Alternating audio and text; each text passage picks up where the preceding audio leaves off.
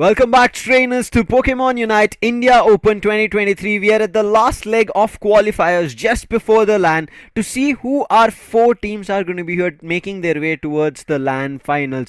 Is it going to right now depend on the sides of FSC Sports, Forge Your Legacy, Griffin, Clown, so many teams right as now who are still trying to fight their way through. It'll all be decided today and we'll have our four LAN finalists, but that doesn't mean that they'll be heading their way towards the grand final. So grand final still will be a question mark. Before we start things off, my name is Lucifer. Joining me on the desk is going to be Raider. And Raider, how do you feel about this playoff bracket right now? We have True Gravity, the first TG who have already qualified. There's another TG who's looking forward to revenging against them. That's going to be Griffin. But do you think that's possible?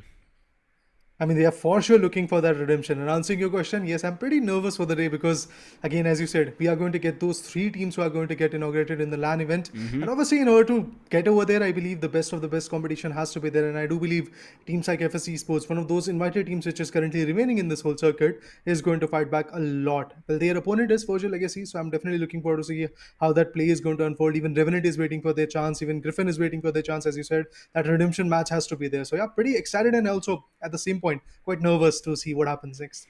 Yeah, I think a lot of teams are looking forward to making their comebacks, especially for the teams who have made their roster changes. Out of that, especially the top two Indian teams, SATL as well as FSC Sports. FSC Sports are the only team right now surviving.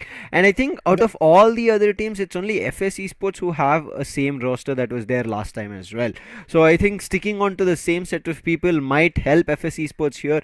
But I just hope that they are up for the competition, because as we spoke about the changes in rosters, right, meaning that the other teams have also improved and improvised and gotten better over time. So FSC Sports would have to adapt to it. Now FSC Sports will be fighting against, as we spoke about, the upper bracket semis. Forge Your Legacy. Can they forge a legacy against FSC Sports is something that we have to see. But Revenant, after the fight against Learn From Pass, a wonderful fight, they kept control of things, made their move towards the lower bracket round 3, waiting for their opponent of whether it's FS or Forge Your Legacy. But on the other end, Clown 5 versus Team Griffin. This is a game that I want to see. Both the teams are phenomenal. Clown 5, when we started seeing them in the lower bracket journey, they dominated their way. They completely blew their opponents off waters. And now they're going to be fighting with a team that is Griffin, who kicked SATL Esports down to the lower bracket and caused trouble for them. Yeah, I mean, definitely that competition is going to be an eye candy to watch for us. Even if you talk about Team Revenant Esports, like in the lower bracket round number 3, they have beaten Learn From Past yesterday, and that was a very glorious victory coming in because, again, Burzum, previously known as Crowley, was able to perform in a very big fashion, and eventually their whole team synergy worked out. And that is one of those reasons why Team Revenant is currently sitting in the lower bracket, because that synergy was not there in their upper bracket, in the winners bracket round, to be precise, when they fought against Team True Gravity. But True Gravity for now has been a team who is just undefeated. I mean, from the start till the end, I mean, they are already qualified for the LAN event. So that means they have already done one part of the job. Yes, securing that LAN event, being the grand finals and being the champion is going to be another thing that they are truly looking forward to. But on the other corner, who is their opponent? That is the major question. Is it going to be FSC Sports or Forge Your Legacy? Well, for FSC Sports and also Forge Your Legacy, there is a chance of redemption. There is a chance of like where they can bounce back in the game, because they do have a situation where if they lose, if any one of those two teams are going to lose, either it is going to be FSC Sports or Forge Your Legacy, they're going to get dropped down to the lower bracket. But in the lower brackets, teams like Clown 5, well, if they lose, they're going to get eliminated. But let's talk about the roster as well. We have Pardesi, Berserk, Blair, Rook, and Size. Pretty much a similar roster as to what we witnessed previously as well. There are not a very big of changes, but yes, I have to say, FSC Sports is currently the only team which has been invited and still surviving and fighting for their glory. Exactly, I think that's a big title to kind of hold in its own self.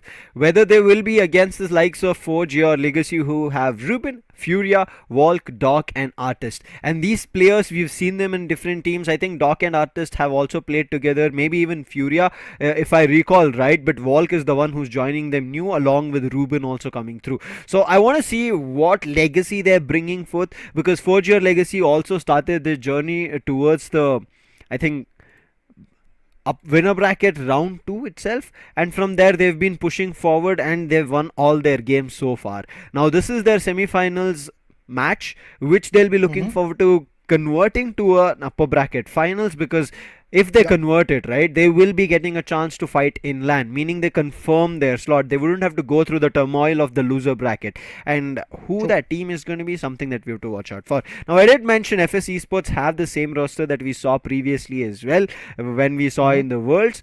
It is the same one, with the inclusion of size that you're seeing. There is still Scare that they have in the roster, but he's right as now not playing in the main 5. He's still there. That's why I said FS Esports have the 5 playing roster, also included another firepower for themselves. So I think this is very interesting. And I remember FS Esports, when they were playing Worlds, they had a very limited lineup in terms of their meta.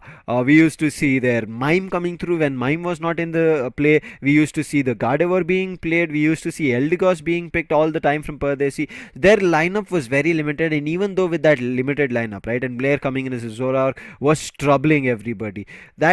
With that itself, if they were able to cause so much trouble in the lobby, now FS Esports have had time, I think a lot of months, not just a couple. August was when we saw the Worlds come to an end, and that time we didn't see FS, but they were able to see how the Worlds teams played. And now them moving here, I feel like they might have a lot more in their playing pool, a lot more Pokemons in their own fray where they can be comfortable with. But how is going to be functioning with the likes of Volk commanding the team, and Volk has led multiple teams, ex Marcos, then played in Griffin, right now playing with Forge Your Legacy. So there's going to be a lot of tough fights that even FS Esports would have to go through in the semi-finals.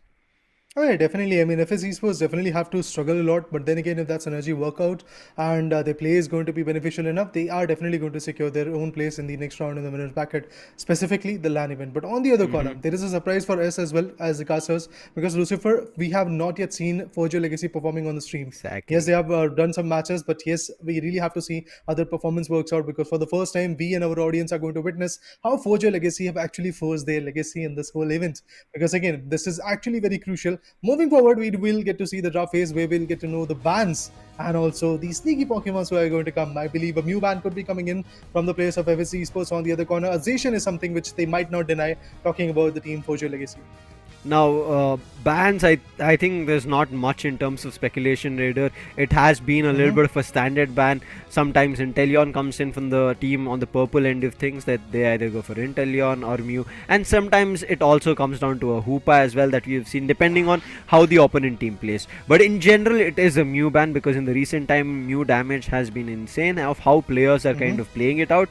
Now, Zacian has been a standard ban throughout. Coming in for the first pick, it's going to be an Inteleon on Blair end, and this is where I said FS Esports might have a lot more. We saw them play already. This is the second time that we are going to be seeing FS Esports play here on Steam, but as you mentioned, first time for Forge Your Legacy. So a lot of eyes on Forge Your Legacy of what they can do, and artist comes out to put down art in terms of support is going to be on Hoopa, then the Leafeon on Furia. I mean, whenever Hooper comes from a particular team, I'm not that surprised that the whole momentum is going to get shift from that particular team. But only if Forge Your Legacy is going to utilize that Pokemon at its peak and get that momentum right with the Hyperspace Holes and also the Ultimate, then only the things will change. But other than that, when you talk about the defenders, well, there are two coming from FS Esports. We have Rook going for the Slowbro and Pardesi sticking with the Umbreon. Well, initially in the third day of the playoffs, we didn't saw a lot of beneficial Umbreon approaches coming in. We did saw Blastoise being the approach. We did saw in one match if I'm not from Snorlax came. Then eventually we had a Slowbro, and also Lapras was very beneficial. But yes, talking about the other team, we have got Venusaur and a Revenant coming in. So definitely quite an interesting selection of Pokemons coming in. Now, one thing I kind of was wondering why we haven't seen the Zoroark yet from FS Esports. They waited till the end and made sure that the pick is there with Zoroark coming in along with a Blaziken, but Wall coming in with none other than a Ninetales. Alolan Ninetales is a very interesting choice in terms of picks, because if you have front lines, right? Yes, front lines, what would they do? They would try to tank up damage. But when there are front lines, you need to stall them, push them, slow them down. And there's when your, I would say, ranged attackers moves come through, which can do that damage, which can stun. And I think Avalanche and Blizzard is going to act really well to push these defenders away. Quick changes in terms of the Pokemons in preparation phase. As you can see, Blair back on Zoroark. No questions over there. Berserk moves to the Inteleon. Others remain same. On the other end, Walt takes up the Venusaur, changes his one of the highlight items to be focus ban, and then we see a slick spoon coming through, focus ban on Ruben as well, attack weight stack coming in from Furia on the Leafeon, and on the other end Blair with the attack weight as well. And I think this is going to be interesting, but they have also a double attack weight stack coming through with the Blaziken and a weakness policy with a focus ban. So I think this is looking a little bit, I would say, hit heavy, where they can tank up damage from their Pokemons, especially with the builds. We already saw the double defender, and also having a weakness policy with a focus ban also helps your all-rounder in the front line. So damage is going to be there. Now one thing I'm pretty sure that Forge Your Legacy will be trying to do is shut down Zoroark, shut down Blair. If they're able to do that, I think their choices are also wise and it can work out. I mean, even if you talk about Inteleon, that is one of those squishy Pokemons. It is actually a ranged one, but then again, if you are able to shut it down, the momentum completely falls down for that particular team, because you can utilize that Felsinger and Snapshot combination, but the precision, if it misses, which we did saw yesterday, a lot of misses were coming in from the teams which were playing yesterday, so that was kind of interesting to watch. But let's see if today is going to be another day where we will get to see a lot of misses coming in, but in the later stages, that Inteleon Snapshot can be absolutely amazing. Talking over the approach, again, pretty similar. Two Pokemons on the top lane, we do see the EV is going head to toe, and eventually they're trying to score some good goals. And also in the mid lanes, we'll get to see the Zoroark trying to evolve as fast as possible, because again, if that Speedster has got that edge onto the opponent, definitely things can change quite widely. Right as of now, I think keeping a slow game is going to be good. Furia, right as now, making sure the wild Pokemon AOS energy is not stolen and also does not give chance for stacking. Quickly talking about the mid path, we can see the Zoroark, and in the meantime, on the other end, a small teeny tiny Bulbasaur needs to evolve. A 3-man fight just for AOS energy and wild Pokemons, the bunnies. It does get taken over by Forge Your Legacy, so their early game looks to be nice as well as controlled. I mean, yeah, if you talk about the stacking up situation, yes, on the top lane we do see two Pokemons already trying to actually get the best out of it, but the Hoopa, that is a supporter which can change a lot of things. But in the bottom part, we get to see a lot of contestment for the Alternate Swablues, and eventually, if you talk about the advantage, it is actually in the favor of FSC Esports when you talk in terms of the goals. But look at this, the Zoroark is still trying to perform in the top lane. Actually, in the mid lane, if you talk about the contestment, it is going to be between the Zoroark and the Eevee. But for now, the goals are also going to get dumped from the players of Forge Your Legacy. Pretty impressive to see this kind of approach coming in, where all the players are pretty much focused on going for those scores, and Leafeon again doing wonders. Blaziken still trying to evolve as fast as possible. The Cumberskin has to evolve so that the effective damage could be coming in, because as an all-rounder, that individual can do a lot of damage and also tank it up, but eventually that level has to be precise. There's still a neutral going on as of now. Nothing in terms of a great battle that either of the sides have started already, but looks like there's going to be the Umbreon. Might get stuck, Pardesi. They do not indulge in a fight a lot more. Let Pardesi run away. Ruben is there. He can still trap him. Hyperspace hole being used by the tree, making sure goes back. But Furia jumps in with the Leaf Blade, does a big time of damage, but doesn't chase Pardesi to get a KO, making sure that he keep things in check. In the meantime, Size wanted to get himself a stack. He might even get the 10 dunk. He does, but can he receive a KO is something that I'm worried about. In the meantime, Volk running none other than the Petal Dance is going to be also an interesting move, and yes, they do get the KO on the Blaziken as soon as it evolves, but also a stack coming in from Furia instantaneously. Pardesi might also be put down. A 2 KO streak coming through. Berserk tried to help, but his jump was not enough on that liquidation, on the aerobatics. Therefore, runs back is Furia back in his position. In the meantime, Blair looking forward to stealing the buffs, made his way to the mid path, but I think he will be pushed and flushed out of there. Right as now, FS as well as Forge sitting at 83 and 83 respectively. Well, the scoreline is pretty similar, but eventually if we talk about the contestment, I do feel that at this point, the top lane is going to get sacked, because we will get to see our Regieleki getting melted pretty soon. But if we talk about the Regirock, the contestment coming in from Forge Your Legacy is quite over there. We will get to see a Petal Dance, we'll get to see Ninetales trying to attack it, and eventually it is going to be the Leafeon, the Speedster coming in from Team Forge Your Legacy, which will be able to get it done and dusted.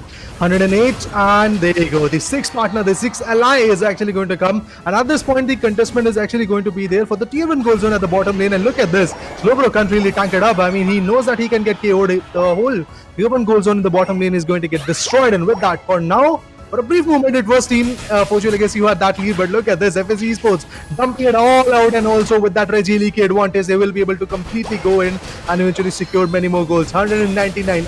Impressive play coming in from FSC Esports. They're trying to deny all those knockouts, but at the same point, they're trying to get as many goals as possible. But Furia, his survival is completely out of the existence.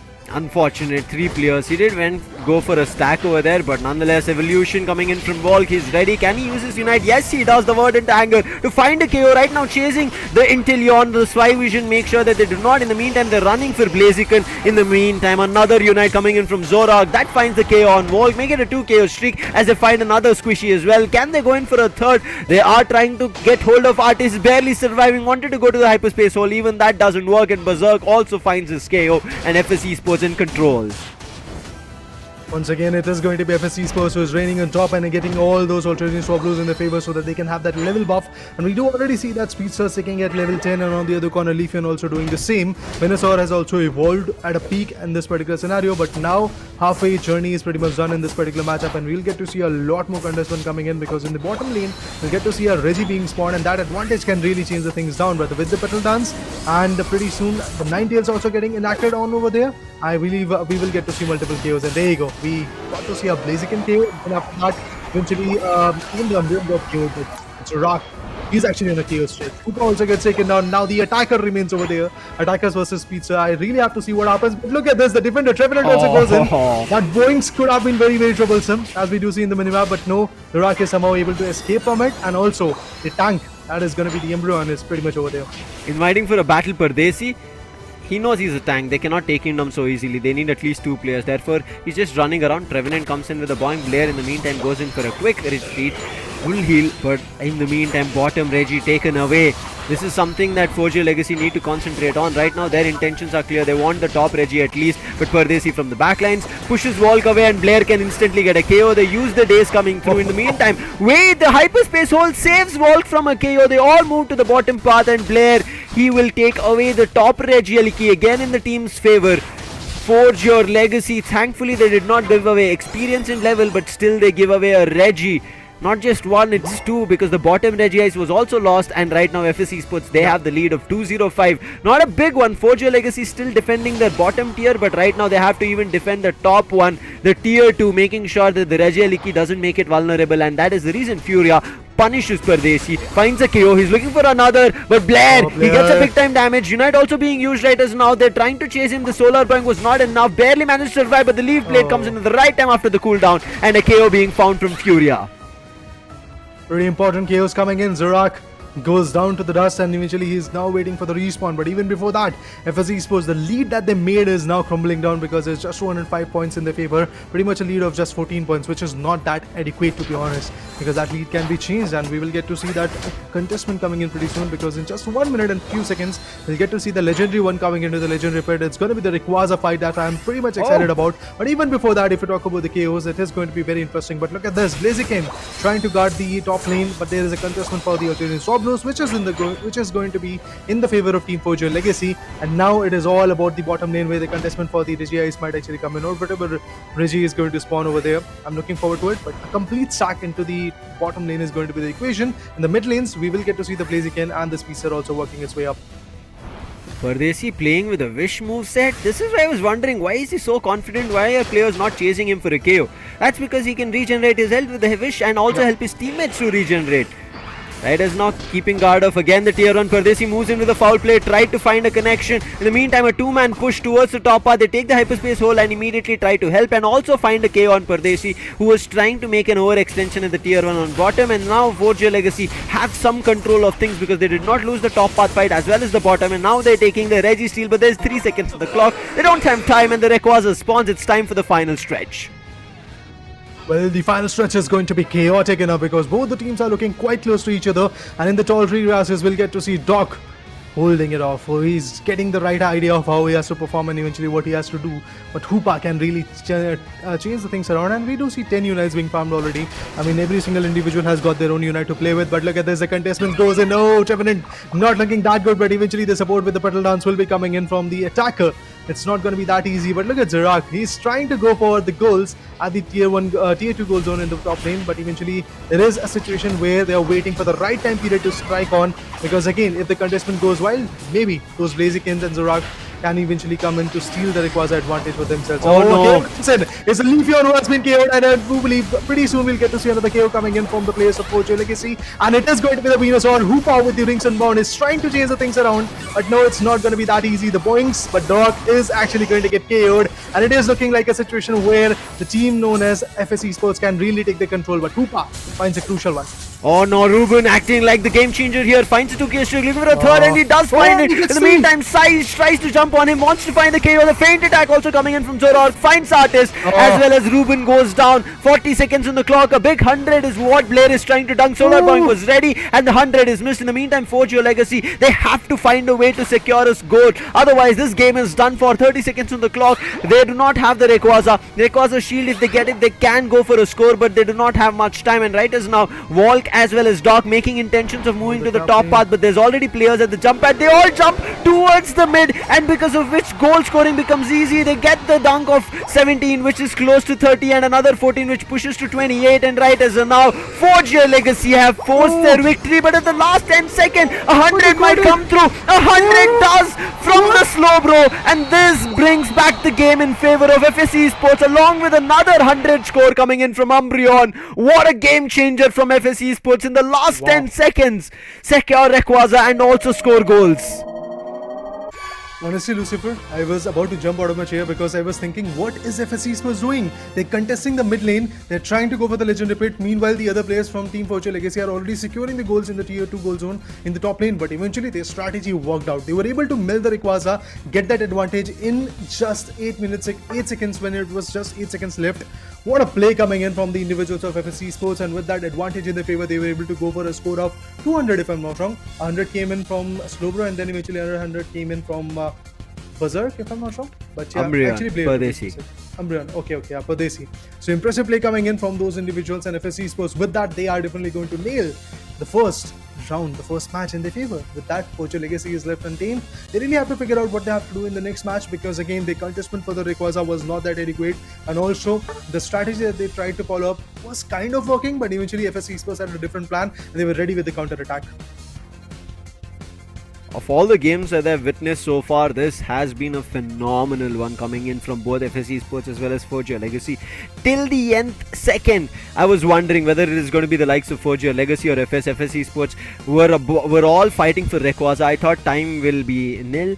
Maybe they missed the opportunity of securing goal, but the tier 1 on the bottom path being there was the trouble for Forge Your Legacy. If that was not there, maybe they could have destroyed the shields before they got to the tier 2, but this is what happens here, Raider. At times when you have your all goal zones, right, tier 1 and tier 2s, it kind of causes trouble, and in case at the nth second somebody secures Rayquaza, they have easier chances of reaching the goal zone, and that's what FS Esports did. Otherwise, Forge Your Legacy with the score of 34 as well as 28 towards the end, I felt like maybe they have done enough, because the score was 205 to 191, I think, and pushing it to 257 was good, but then the double 100 coming through, as you can see, 405. Good stuff. FS Esports, what a game. And this is why I said this team keeping their lineup similar, even though we saw Forge Your Legacy having control from the start, but it was only the goal difference that FS Esports had advantage of. Otherwise, it was, I think, the fights in favor of Forge Your Legacy. To be honest, yes, as you said, FS Esports was trying to get some good scores initially, but then again, look at Forge Your Legacy. Every now and then in the graph, you'll get to see that they were trying to chase it, they were trying to contest it, and there was a situation where they were stuck like for 3 minutes with a lead of just 14 points. They just had 14 points in their favor when you talk about FS Esports, but eventually in the final stretch, things started to change when the players of Forge Your Legacy decided to dump in another set of few amazing goals, and with that 257 in their favor, the pressure completely trickled down to the players of Team FS Esports. But then that Rayquaza steal in the mid lane, everybody was concerned about it, and eventually I did saw, if I'm not wrong, 4 Pokemons were trying to melt down the Rayquaza. Slowbro was already on the move for the tier 1 goal zone in the bottom lane, because he knew that he has to get that goal. Even if the whole scenario of getting that shield was not successful, he had to have that goal in his favor. But eventually the shield came in because they were able to melt down the Rayquaza at the right time period, and eventually with that advantage, there was nothing that could really have been done, because they had the shield, they had the advantage, and eventually with 200 being dumped in the final stretch, as you can see, things completely change. And yes, it is the match of FS Esports for the first match in the day number 4 of the playoffs.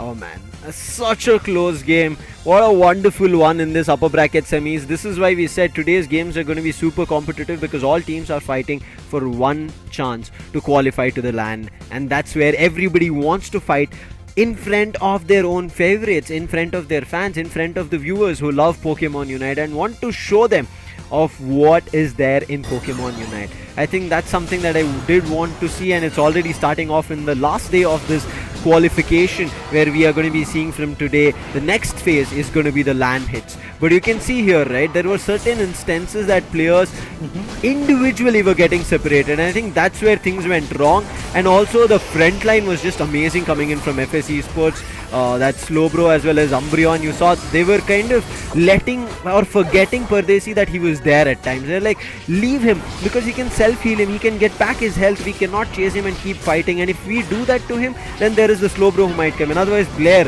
or none other than Zorark, and he was doing that. But I think this fight, Walk, where he went towards the alley, towards the mid path of FS Esports, got stuck over there while he was trying to find and chase KO on Rook. That's where things kind of fell flat. Otherwise Ruben, a great try of a comeback. If Blair was KO'd over there, Sayes would have been alone, and then situation could have been different. But as of now, it's best of three's first game which was done, where FS Esports took control of it, took the first point. There is still chances of comeback for Forge Your Legacy, but the player of the game, Slowbro, as I mentioned, functioning on that front line phenomenally. Definitely, I mean, he was tanking a lot of damage and also was dishing it out, and that 100 coming in from his favor in the last second was absolutely amazing. Rook definitely did a phenomenal job of actually giving out the best for his team, and eventually due to that, FS Esports now has got a lead of a lead of a one round in their match of a BO3 against teams known as Forge Your Legacy. But I really have to see what happens next, because if you talk about Forge Your Legacy, they were way too close. They came way too close. They decided to come up with the lead in the later seconds, and eventually they had 257 points, where team just had 205. So that was a situation where team FS Esports could have really lost the game. And we were also thinking that what is happening, they could have easily jumped to the top lane, eventually contested, so that those dumps of 37 goals or some other goals like 28 goals could have not come. But eventually these guys had a different strategy. They wanted to melt down the Rayquaza. They wanted to have that advantage. They didn't want to completely deny the fact that the other team is trying to score the goal. They wanted themselves to score those goals. And in that terms, yes, they were very, very successful. And with that, yes, the advantage is something that now Forge Your Legacy has to come up with. And that pressure is definitely going to eat Forge Your Legacy right now, no doubt in that. That pressure and that momentum from Team FS Esports will be also coming in. But really have to see what happens in the next match, because it could actually go down to a final map, or maybe we'll get to see a decider as well. Because if FS Esports loses, we'll get to see a second chance being given in the winner bracket for Team Forge Your Legacy. But remember, guys, even if Forge Your Legacy loses or FS loses in the later terms, we'll get to see a lower bracket match for themselves. So yes, the turmoil of the lower stages is going to be there. But other than that, yes, absolutely amazing competition. But with that, Lucifer, I believe the next match draft phase is already ready. So let's have a look at that as well. And you can see immediately banning that Slowbro out. I was wondering, like having a Slowbro along with as well as a Umbreon caused trouble, and yes, it did brew. On the other end, keeping that Zacian as a standard ban. I just want to see a difference coming here. You saw the initial KO where things kind of fell flat for Forge Your Legacy was them losing the Leafeon. The Leafeon's intentions were clear, to go behind enemy lines, get that backline, invade it, and then find a KO over there. But they knew. And also counters were ready. As of now, bans are done. I want to see what kind of counters this time they have. Precautions for the final stretch. First pick coming in from Artist. Does he still stick on to the Hoopa? Hoopa was not greatly effective. We even saw during the early stages, like towards the 3-minute mark, they were expecting for hyperspace holes, but Artist was left all alone. The goal zone got destroyed, and the time they wanted to help Artist, they couldn't rotate fast, and therefore Artist was KO'd. But he still sticks on to the Hoopa. On the other end, Blair moves in for Inteleon again for his teammate. This time, however, snatching away the Leafeon. Well, the Sweetser is here. Well, in this particular matchup, we won't see Zorak action coming in. It's going to be Leafeon. And on the other corner, if we talk about the attacker from Team Forge Your Legacy, we'll get to see a squishy Mew coming in. Those solar beams are definitely hurting a lot of players. But with that, the tank Umbreon will be coming in. This time, approach is a little bit different, because all those Pokemons which Team FS Esports was utilizing are now being shifted into the favor of the other team. Mew initially was banned by Team FS Esports, but now that ban has been lifted because they wanted to stick with Zacian. So that Mew has been taken down by Team Forge Your Legacy. Moving forward, the other two are going to be Blissey and Blaziken. I do believe that combination of both the beasts can really work out for the players of FS Esports. Mew is always a Pokemon which can cause trouble, and that ban initially was wonderful. But Ruben having a chance to play Mew again is going to be super interesting. He's also a phenomenal ranged attacker and a Mew player. It's going to be interesting. Wall gets back to the Venusaur again, but Furia, he moves in, gets his teammate the double defender again, just like how we saw FS Esports playing. Is going to be the Blasters. The last pick coming in is going to be a single defender play, coming in with the support of a Blissey is going to be Lapras. They still have the Blaziken alive as well as the Inteleon, and again to invade the backlines. This time they don't see a Zoroark to fight with, so they immediately pick up the Leafeon. Let's see how this works out. Blair, does he go back to the Leafeon, the speedster itself? Because as they mentioned, Zoroark was being played consecutively and constantly coming in from Blair. This time, however, seems like even in the preparation phase, they're not changing. This will be a very interesting approach where player is going to stick to an attacker, and on the other corner, Berserk is going to play with the speedster.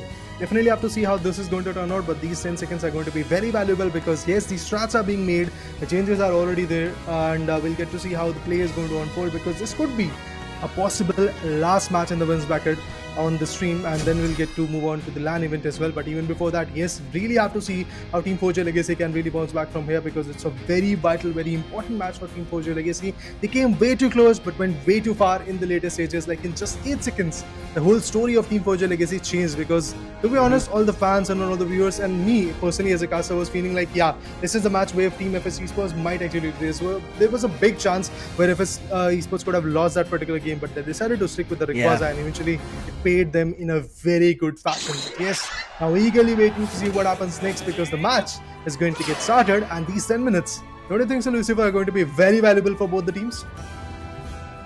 Let the match begin. It's going to be a crucial one, as you said. One for FS Esports because they already have the lead in the point in this best of 3, whereas for Just Legacy, they need to find their one. Taking down the Bunny super early on the bottom path. In the meantime, sending their Sobble on the mid path for FS Esports. Sending their, again, little teeny tiny Bulbasaur to the mid path on the side of Forge Your Legacy. Quick stacks, because right as now Umbreon wants to evolve as early as possible, but FS Esports are running a double stack on 2 of their Pokemons. One is a Speedster, another is an all-rounder. The Torchic that you see has an attack weight as well as an Eos Cookie. On the other end, there is also the Eevee, right as now, which has to evolve to the Leafeon, which is also running an attack weight as well as an Eos Cookie. Stack coming in still again. Doc also gets his 5 in. Now he has to move back. But on the other end, Berserk gets a chance to evolve. Now is on the Leafeon, but a Mean Look being used. Solar Bonk right now is not effective. There can be a chance of a KO, but the Mean Look gets over, and therefore they jump immediately to their goal zone, which gives them a blue shield. In the meantime, Blair, he gets stuck. Doc, can he find the KO? He tried his best, but because it's just evolved, Mean Look is the only move. Mean Look was the only move which was unlocked. But in the meantime, what just happened? Wall just moved in, and he's instantly KO'd. On the other end, the beams coming in, that finds a KO. Make sure the Water Toll also looks forward to, and that's a double KO especially being found, meaning Forge Your Legacy, even though they had one player who had to go back and heal themselves or respawn, there were 3 players from FS Esports and they had to force them back. But Berserk, as he found it timed perfectly, I think so, but no, comes in at the right time. Doc, big solar beam coming in, Mean Look to stop, and I think Berserk, he's done for. There's no way he survives. Again, that Mean Look gets over, and Berserk survives back to the goal zone.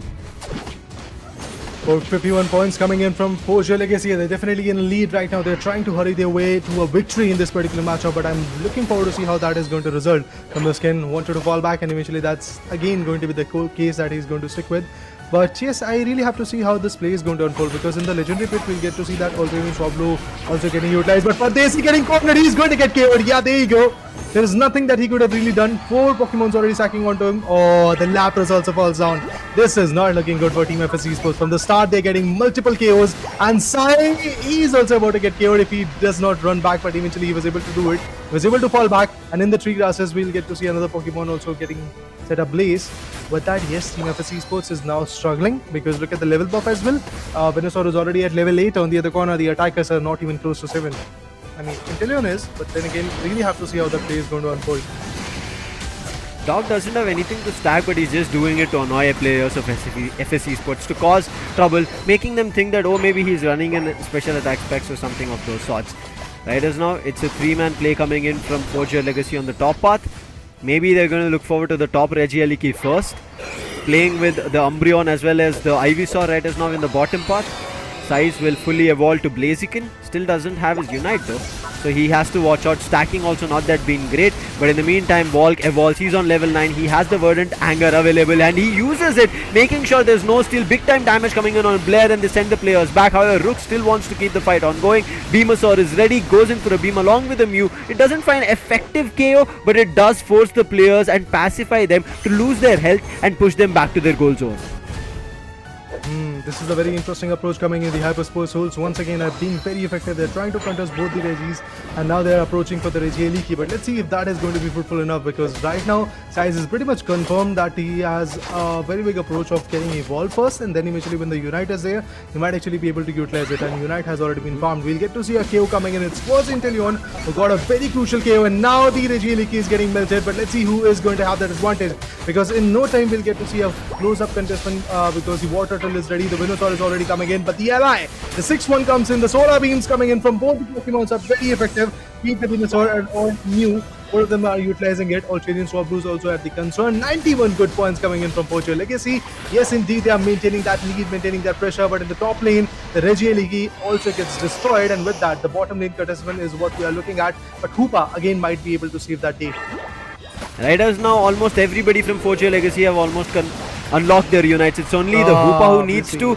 A big KO again on the Blissey, support going down without any support players being there, and the goal zone being destroyed with the overdunk of a 40. Moonlight Prans Riders now to kind of defend the bottom goal zone, but it's not working out. They still managed to score little goals here, but that's not going to be a great difference, because you can see Poacher Legacy already sitting at 171, trying to chase them out. They did use the hyperspace hole and all teleport to the bottom, and immediately FS Esports, they decide to retreat. But Poacher Legacy, they're not deciding to retreat. They want to get another overdunk if possible. 8 gets scored coming in again from Doc. Always annoying, even though he doesn't have any stacks to play with, he still gets the score. And with level 9 coming in, the Hooper also has his Unite. Finally, we see the entire side of FS Esports also unlocking the Unite, but a quick steal of a buff coming in from Berserk. Might look forward to a 40 score, but it doesn't happen. Inteleon trying to help him out. The hyperspace hole is here, and the players from FS Esports are forced to rotate again or run back.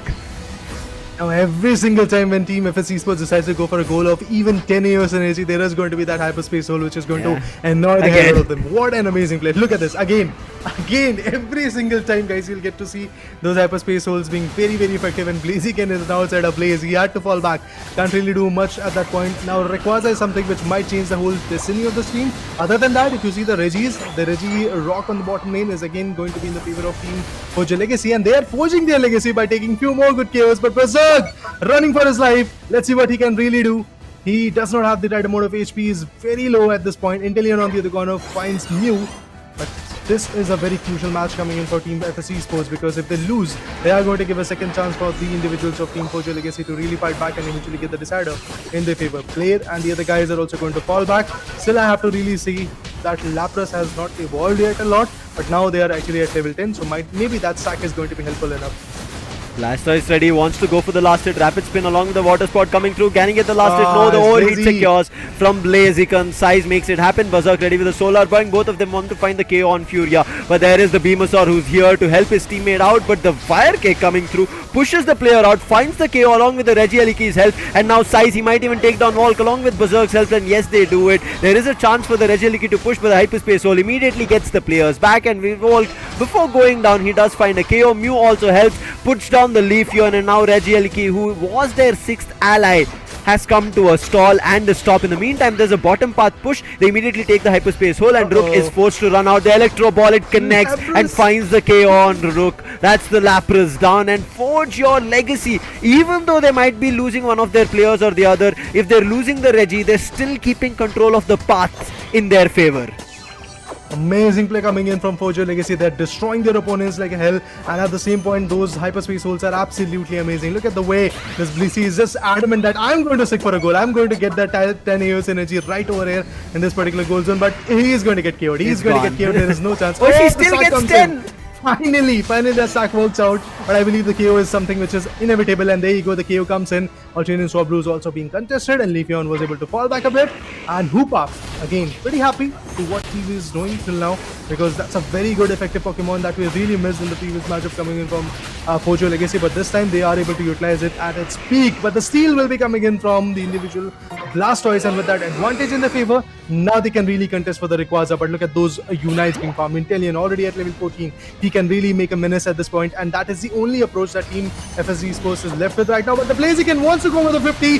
No, it's not going to be that easy. Is he going to score that? Yes, indeed, he's going to do that. He's going to go for 100. That's amazing. But yes, at the same point, we'll get to see multiple KOs.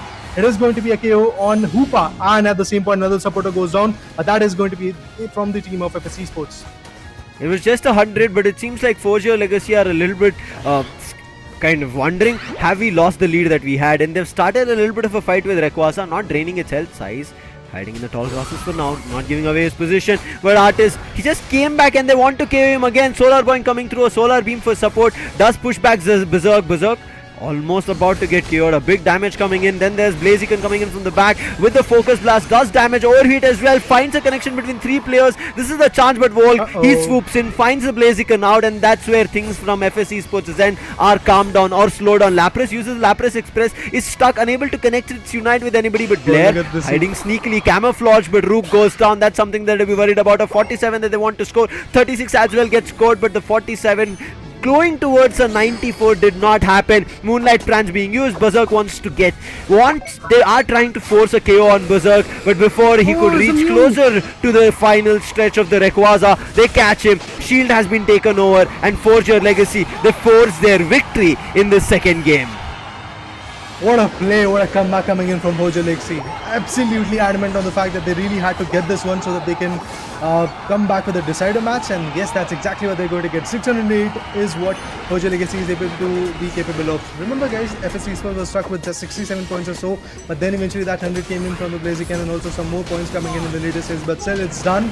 There are going to be some more goals possibly, but yeah, there you go. A set of 6 goals coming in, but a lot of KOs in the later stages, and with that FSC Sports loses this one, and it's going to be an equalizer in the BO3 picture in the favor of Team 4G Legacy. And with that bounce back in the game, and that too with that amazing lead in the favor, it does feel like that 4G Legacy has got that trust and they can really dictate their chances.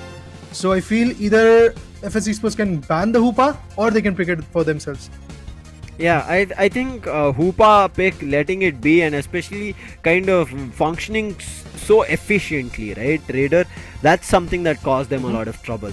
Artist, you can see sitting at 11 assists, 1 KO for him. Ruben, as I already mentioned, him getting a chance of picking the Mew was the troublemaker, and along with that, Volk also playing the Beamer. So double beams coming through is what caused a lot of trouble. Doc played phenomenally. That mean look did cause so much trouble. It was trapping the players.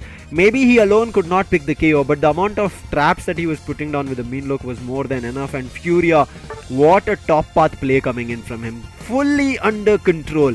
Berserk tried his best, size as well. His overheat did do a lot of damage. Focus Blast as well when he was ever changing the stances, but it was not enough coming through. Rook, I think this was one Pokemon which was super crucial on the front line on Lapras, which had a very late evolution game. Lapras is a late game Pokemon.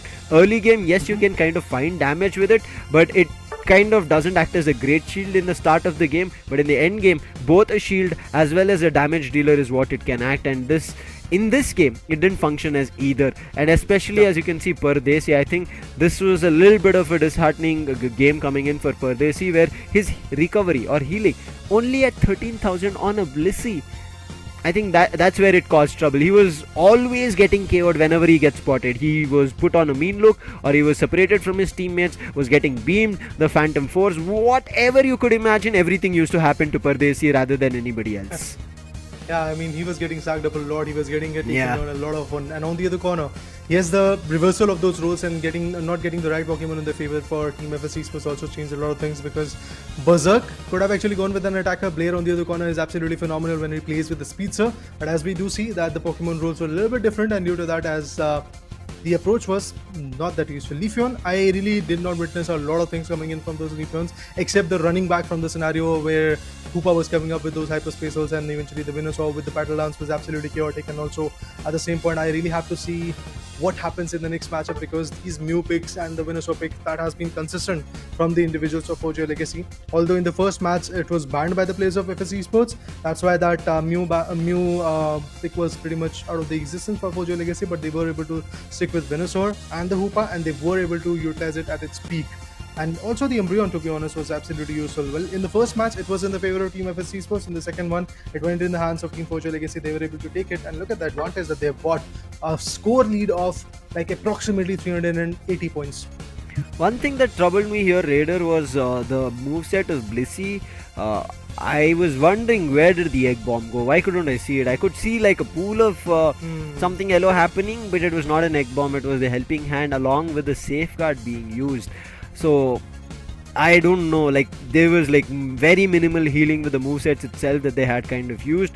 It was not kind of stunning or something like that. So I think from the get-go itself it felt a little bit dicey or not the right movesets to play with. And also looking at this stack, right, you can see both their stack players who had Aeos Cookie and Attack Weight, Leafeon as well as Blaziken, have just one stack, just that 4 when the game started, between the 0 to the second minute, and after that nothing. Then only after the 8-minute mark we saw the Blaziken dunking 100. Otherwise there was nothing that we saw coming in from the sides of FS Esports. I think that's something that you have to pay attention. And throughout, I think Pokemon Unite India Open, that we have seen this being a trouble for any team that you take. If they run an attack weight and if they don't get a minimum of a 3 stack from the 0 to the 4th minute mark, their entire game flubs off. And towards the end, maybe they have some lucky instances, but if they don't get that 3 stacks, I would say even under the 2-minute mark, then things are going to start falling flat.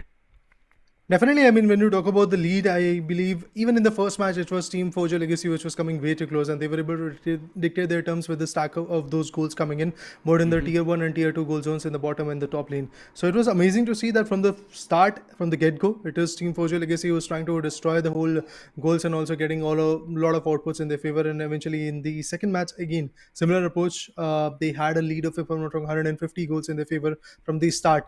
And eventually when the final stage came in, they just had to go with the quasi advantage and they were able to completely dish it out. And to be honest, for me personally, again, from the start of the playoffs, I have seen a lot of Hoopa plays. I've seen a lot of effective plays coming in, also some plays where the job was not that fruitful. Remember the first match where Team Forger Legacy lost the advantage because their Hoopa was not that effective in that particular matchup. But this time, they were able to utilize it in a very big fashion. I mean, those hyperspace holes were absolutely effective. Whenever it is not a situation where Team FS Esports is not trying to go for the goals. They were trying to get it, but eventually, whenever they're trying to do it, be it the top lane or the bottom lane, there was always those Hoopa hyperspace holes coming in. And due to that, the players were popping out of it, and eventually they were trying to destroy them. They were trying to get the KOs. And at those points, yes, we did saw players were left unguarded.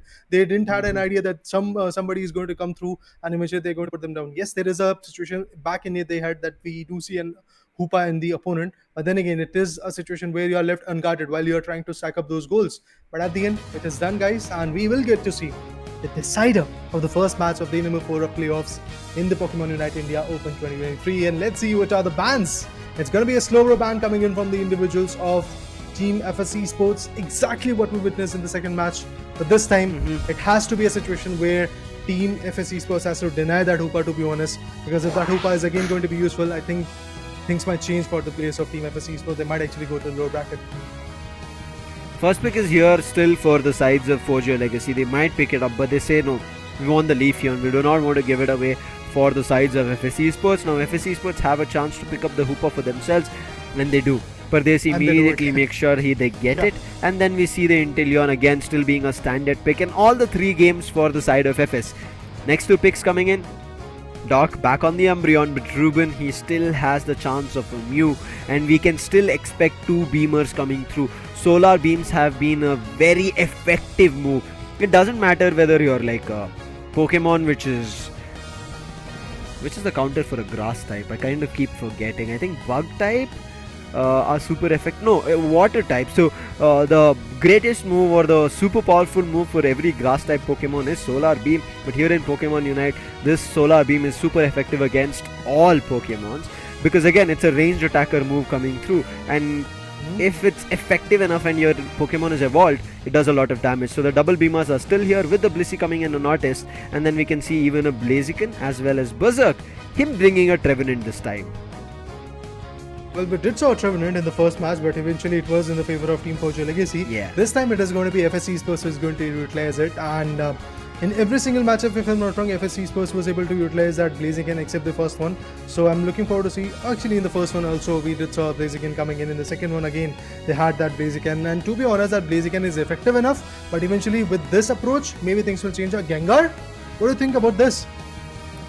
Wait, what? I just kind of was looking at what other Pokemons can come through. I was just putting all the Pokemon pictures in front of me, what movesets can be used, and Gengar out of the blue, Berserk? Wow. He decides to go berserk. This is going to be super interesting now. Gengar not being seen in the meta or not being seen playing in the fray, but they make a choice of this. I want to see what moves they make use of. I'm pretty sure it should be a Dream Eater moveset coming through, but we'll wait and watch of how it functions. This time the attack weight is, or stacking, is going to be there only from one Pokemon on the side of FS, and that's going to be Blaziken. On the other end, it's going to be Umbreon and nobody else. Very interesting game. All of them running a single defender, one supporter, one all-rounder, and on the other end they're running a double ranged attacker.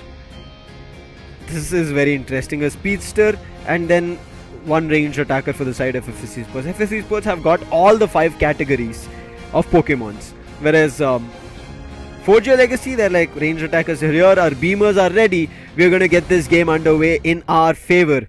The battle is ready. The teams are ready. Let's begin the last battle for deciding who our upper bracket finalist number 2 is going to be. Well, let's see what happens. I mean, it's a road where things can change rapidly for both the individuals. Be it FS Esports or 4G Legacy, both of them are very close to their victory and very close to their ticket for the LAN event. But moving forward, FS Esports, well, again, their approach is pretty much similar, that they are going to be a lot of sacking up into the mid lanes, and also in the top lane we'll get to see the Chansey going over there and trying to get the best out of it. And with that, the EV is also going to be there. But there you go.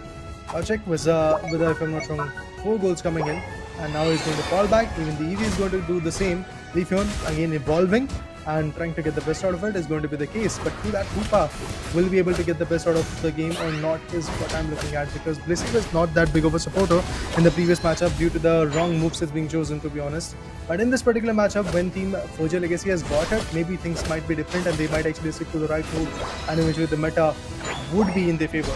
But they see that Hoopa is very valuable, buddy. Make sure to actually get the charm out of it, and I'm looking forward to see how the game revolves from here.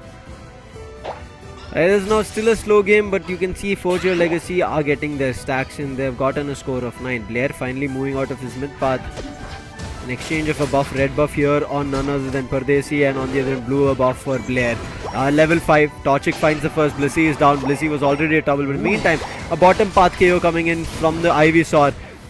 3-man play coming through, tried his best. Leafeon tried to survive, but eventually had to go down. That's going to be a 2 KO coming through in the start of the game for FS Esports. In the meantime, FS Esports are not stopping there, want to take away the buff. They've invaded the mid path of 4G or Legacy, trying to cause a lot more trouble. But this time, Size, we spoke about it, he's already gotten his 4th stack, I presume. In the meantime, Furia, he runs in. Can he find it? His Solar Bank was there, but right as now, it is going to be a play coming in from Size on the kick. In the meantime, also Art is making his move. Size wants to get the berry, but a Solar Boing, that helps, and they find the KO on that stacked Combuskin.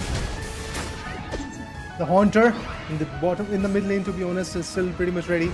Looking forward to see how that play is going to unfold, but Hoopa with the hyperspace holds can be very, very useful.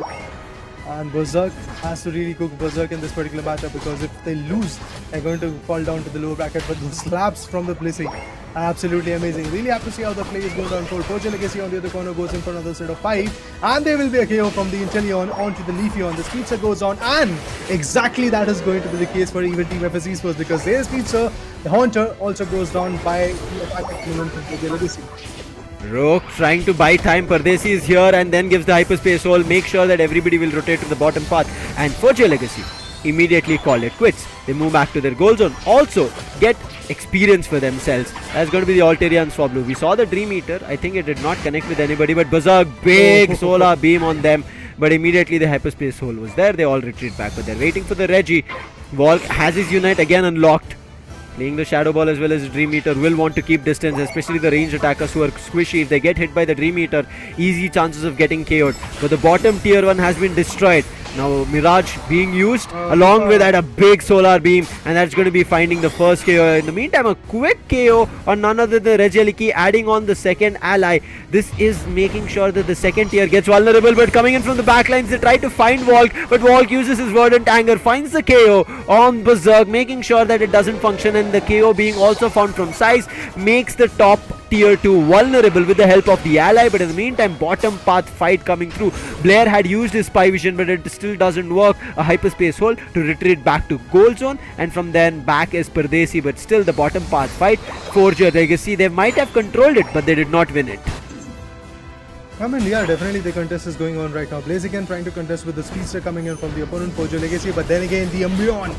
The tank is also going to come. Let's see what kind of defender is going to be there. I mean, the Revenant is definitely trying to go with the points, and he was able to let go of the grasp onto the side, onto the plane on his size, and with that, yes, size is going to go with the Citrus Berry. Again, a lot of solar beams are being dumped at this point. The Mew and the Venusaur can be very, very chaotic from the players of Forger Legacy, and that's exactly what they're trying to do. But now the stack is not going to work. Hoopa gets KO'd. Was not really expecting that, but eventually Inteleon retaliates by taking down the Umbreon, and not just that, we'll get to see the Leafeon also getting KO'd, and at the same point the Blissey is about to go down. Revenant before that gets falls off the equation, but this individual, the Inteleon, gets a KO streak of 3 individuals. Amazing play coming in. We might see another one pretty soon. Oh, Blair barely survives. If not for Pardesi intervening with the Phantom Force on the battle, Ruben would have got that KO on Blair, and right as now Forger Legacy a little bit in trouble. Talking about quickly on levels, there's not a big difference, but the Inteleon is causing them a lot of trouble. That crit hit has been very effective. Pardesi, Hyperspace Hole. Does he go and save himself? Yes, he does. Quickly ejects into the Hyperspace Hole, gets the full heal. He's not going to be back. He's going to use the jump pad and go towards the tier 2 on the bottom. In the meantime, Gengar is pushing towards Umbreon because tier 1 is still active on Forger Legacy's bottom, but Ruben was about to get caught. 2-step Emerald coming through, but it does not work out. Mew's Solar Beam, however, it works and now causes vulnerability for Revenant. 3 players on him. Verdant Anger coming out through. There was also the Spy Vision being activated from Blair, and now that causes a lot more trouble as the Horn Leech moves towards the Venusaur along with the Blissey getting stuck, and Blair quickly takes advantage of it, finds the 2 KOs streak, and Esports completely in control. This is what I said. Forger Legacy are able to pacify a fight, but they're not winning any of it. So Esports on the other end, they're pacifying and winning all of them. Oh, steal! Solar Beam! But what is that? Amazing. Leafeon instantly gets killed after stealing this advantage. That's good. Again, that situation is going to be true enough that they're trying to pacify the whole notion that they're unable to get the whole control in their favor. Once again, the Regieleki, which was melted by Leafeon, which was actually stolen by him, is now being taken down, and with that, in the mid lane, we'll get to see another contestant coming in. The Gengar is ready. The Revenant is more than ready. The Eos energies are pretty much on a higher note for all the individuals that are there in the game, but really have to see what happens next, because the tier 1 gold zone in the bottom lane is pretty much intact, so they really have to go for it.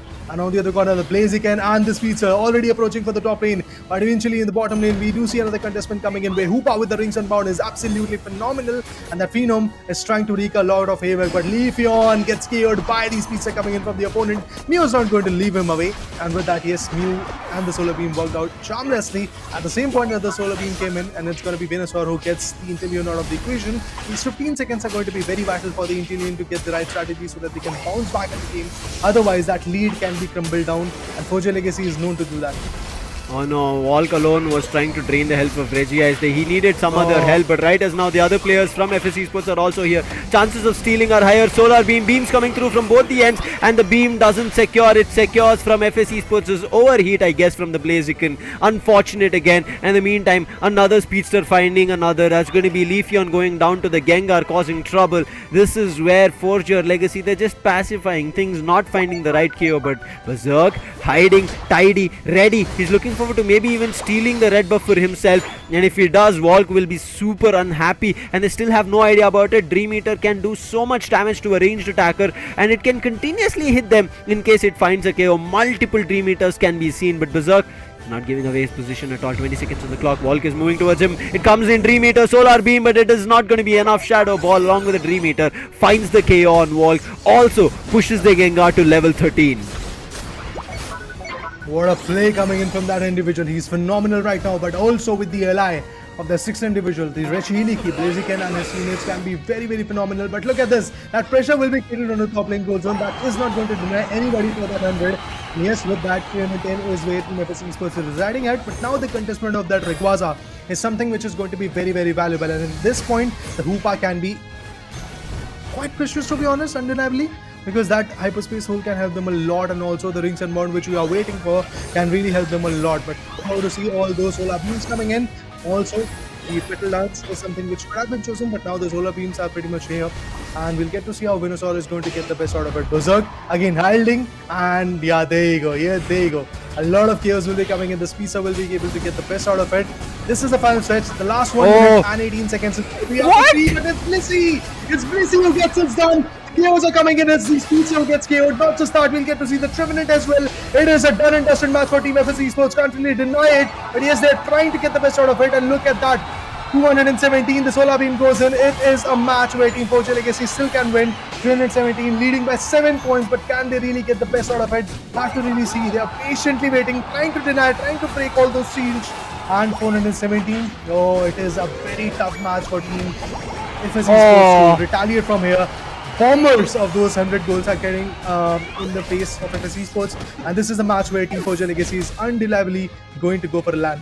30 seconds on the clock, but the rings unbound being used from Hoopa towards the top path. If they did towards the bottom, the score could have been done. Right as now, Volk hiding, his solar beam connects, but the Dream Eater, it comes through. Volk needs to run away, his teammate comes through as well. The Leafeon trying to do damage. Berserk is still hiding in the tall grasses. They have the idea about it. Leaf Blade as well, solar beam again hitting. There's 14 seconds on the clock. They need to find a way to score. There's only a difference of 250 which can be pushed through, but time on the clock is not going to be there. They still manage to find the KO. They're trying to go in for a score. A 32 comes through, but the 44 from Revenant does not work. Furia is still fighting, making sure Forge or Legacy gets the victory. FS Esports, a great effort, a great turmoil that they went through, but Forge or Legacy, what a fight. Especially if you remember the first game, Furia on that Leafeon was the first one to get KO'd. This time Furia is the first one to find the KO on the side of FS Esports, and that is the reason Forge or Legacy had a chance to win that game. But also Blissey finding that last hit, went for a Bliss assistance, and immediately I think even used the egg bomb coming through, and that got the secure of a Rayquaza. Imagine an egg bomb to secure. Wow. I mean, a supporter doing that much is absolutely amazing at that point. What a play coming in from the individuals of Team Forge Legacy. A combined effort from that team, and those solar beams coming in from Mew and Volk was absolutely chaotic. Like, throughout the game, we did saw a lot of solar beams utilized. And also, if you talk about the tank, I somehow lost the track of Doc, what he was trying to mid lanes and also in the later parts. But yes, that Leafeon got KO'd multiple times by Berserk coming in from the FS Esports. But still, at the end, where the initial head start was in the favor of Team FS Esports, it all got stolen. The whole charm of FS Esports got dusted by the players of Team Forge Legacy, and with that advantage, yes, now Forge Legacy is going to go straight up in the fight with True Gravity in the LAN event. Upper bracket finals it is for Forge Legacy. A great game coming in, as you can see from Volk as well as Ruben. 95,000 damage and 74,000. Artist here, you can immediately see the recovery difference because he had the soft boil as well as the egg bomb coming through. He was healing his teammates, pushing it to the close of 60,000. Dog as well, damage taken 60,000 coming through, but Furia was phenomenal on 70,000 damage. But kudos to Size as well, because I think his early stacking was super beneficial. You could see how much more confident he was in the fights he took as an all-rounder and went right in the opponent's faces. He was able to put a lot more damage on his attack. Berserk also with the Dream Eater and Shadow Ball played very well, but it was not enough. The effectiveness of Blair and Size was out of the world. Once I feel like Forge Legacy was able to separate Blair as well as Size, that's where the game changed. If Blair and Size, the Inteleon as well as Blaziken played together, I think Forge Legacy's chances would have looked very dim.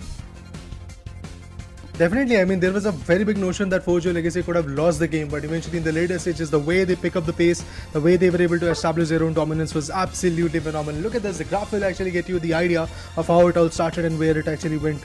I mean, initially, yes, it was Forge Legacy which was trying to keep the track of the score coming in from FS Esports. Even FS Esports was able to get the best out of those Regis, and eventually they were able to get a lot of Regiais and Regieliki in the favor, but initially those two Regieliki completely shifted the whole momentum, and due to that, things started to fall off. Yeah. Towards the end of it, I think Forge Legacy knew what was going wrong and how to make the secures happen. There was also a chance where they, I think, lost one of the secures towards the bottom path fight, but I think it's kind of okay for them. That is the Regi Ice that they lost. Top Regieliki, I think I don't have much questions because, Blaziken, he was just taking that away. And I'm told about it. In the early 0 to 4 minutes, stacking is super crucial. Size said, okay, I've not been able to get it. This time he gets 5 stacks done in 0 to 4 minute mark. That gave him the boost. But I think towards the end, that dunk of 100 could have been kept to not an complete dunk and a goal destruction, right? They could have gone in for maybe a 98 or something of those sorts, making sure that the goal zone was still there towards the end, and maybe things could have different. But FS Esports tried their best. Forge Legacy, I think they kept their calm towards the end and made it work, and especially that chaotic fight. In that chaotic fight, we will witness it here again. you cannot presume who gets the last hit. It is not a sure shot last hit at all times. Yeah. And when there is such a big chaos happening, you saw that pushed in Volk towards the legendary pit. There was Rayquaza itself doing damage to the players of Forge Your Legacy, but there was still that Bliss assistance that came in at the right moment to save Volk as well as save the team from losing Rayquaza. I mean, that small play coming in from that Blissey was absolutely amazing. To be honest, at that moment, as you said, in that chaos, amidst that chaos, you can't really deny or you can really judge what you have to do and how you can really perform. You have to dump those unites and all. Obviously, I mean, even in the Reggie Leaky fights, beat the Reggie Leaky fight or the Reggie Ice fight, definitely we got to see a lot of chaos. But look at this. This is what you were talking about. A lot of unites being dumped over there, and eventually at the end, that Bliss assistance definitely was absolutely phenomenal for the individuals of team. Forge Your Legacy. Esports on the other corner was also very close to melting it down, but eventually if they could have got that advantage, they could have really got their opponent in their favors. But now the player of the game is actually going to be the individual known as Volk from Team Forge Your Legacy, who was playing onto Venusaur, and those solar beams are absolutely chaotic. Pretty close to 95,000 damage coming in, actually 96 to be honest. But yes, what a play from this individual. Thanks to the plays coming in from Venusaur, Mew, and also that Blissey, things started to change for the players of Team Forge Your Legacy in the later stages, and as we do see, they are the victorious one. I think this time a decision was done that they did not give us a chance of a full-time support player who kind of teleports our teammates back to base. So we need one constant healer on one of our Pokemons, and they did it towards Volk, made sure that the Blissey was always with him. That worked out really well. It was super efficient, and you could see, right, we used the Bliss assistance always, I think, was used on Volk itself.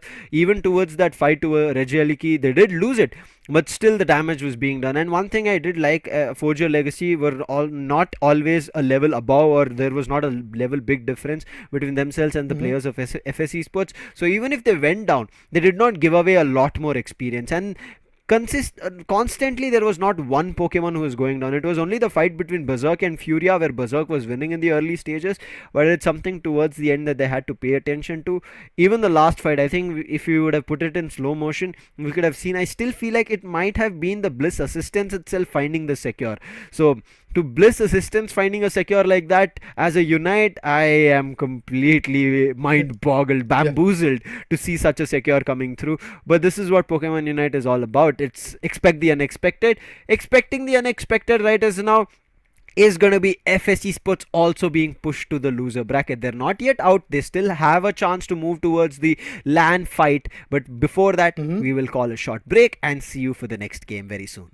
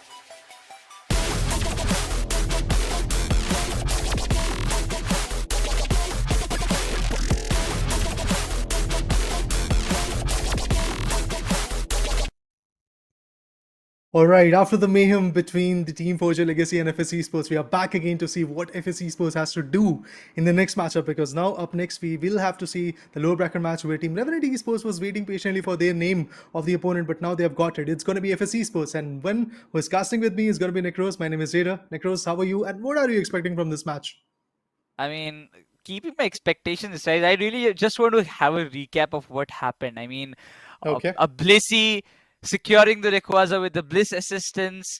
It's definitely something that nobody would have imagined. Like, how can you just take True. a Rayquaza secure just by having a Bliss assistance for yourself? But once again, if you talk about the expectations and having the low bracket seems to be very much interesting because you have got not only one but two big names already who are like they seem to dominate on the upper brackets. But again, it's Team Griffin, FSC Sports, Revenant, Clown 5. All of those teams are just fighting it out to secure the slots for the LAN because we will have two matches today and last two matches of this playoffs because the other matches that you see, that is lower bracket round 4, the lower bracket finals, the upper bracket finals, and the grand finals of India Open 2023, it will be played in Delhi in a LAN venue where you will be sitting in front of your favorite fans or the audience and you will be playing Pokemon Unite. And that's after the previous year's India Open, it's going to be the second time we will be witnessing. But if we talk about this upcoming match, Raider, Revenant Esports, a newly formed team, and we can see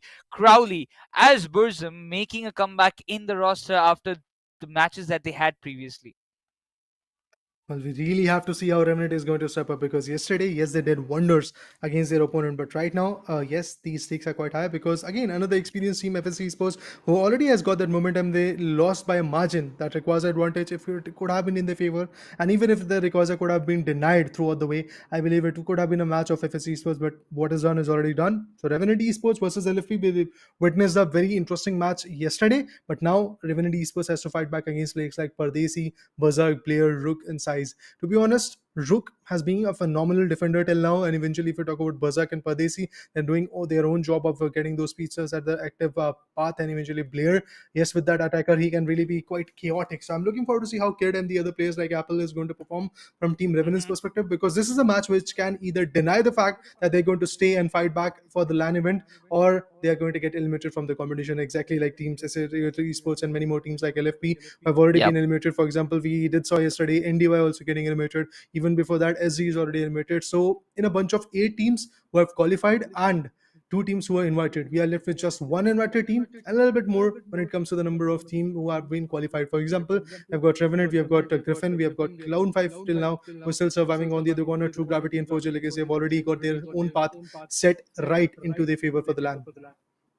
6 teams in the question, with out of which we have already got 2 LAN finalists, or maybe the 2 slots that have been filled up for the LAN. We are still left with 2 more slots left. Like if you talk about Revenant Esports, a newly formed team by Crowley, he has got a lot of shuffles because previously there were a lot of players like Swifty who have been sticking around for a very long period of time. This time they played in the India Open, but they could not qualify for the playoffs. So that's disheartening for players like them not to make it here. But that also shows us and gives us a hint that the upcoming players, those who are coming and playing, they have a lot of potential to show the top Gs that yes, they are capable of. But that being said, we will be moving forward to the draft phase of this very first match of this BO3 series, because Revenant Esports versus FS, it's going to be very, very important. FS, they have just lost a match, and that too in a very, I would say, small margin of error, just by doing a little bit of error, the mistakes that they did, that costed them to drop down to the lower brackets. But now, if they lose this one, Raider, they're just out. Yeah. It's pretty much done and dusted if they lose this one. That's why the bans are quite accurate. I mean, if FSC Sports is sticking with the ban of Mew in the previous matchup, also they were trying to stick with it. There were some Zacian bans also coming in. But eventually, if we talk about the first choice of Pokemon, it could have been a Hoopa, but they decided to go with the Inteleon because Blair was absolutely adamant on the fact from the start of this day that he is going to take that Hoopa to its peak. And eventually, if you talk about the current scenario, it's going to be the situation where he's going to stick with the Inteleon. But a Hoopa will be coming in, but that too from the opponents. It's going to be Revenant who is going to get it done and dusted. It's Goku who has got that Hoopa, and a Leafeon. That is a sweeter coming in from Kid's perspective. Pardesi and Berserk, again, going to stick with their own terms. I believe Berserk can actually go with the Speedster. Rook, again, sticking with his own approach of a beautiful Slowbro. That is going to be a defender.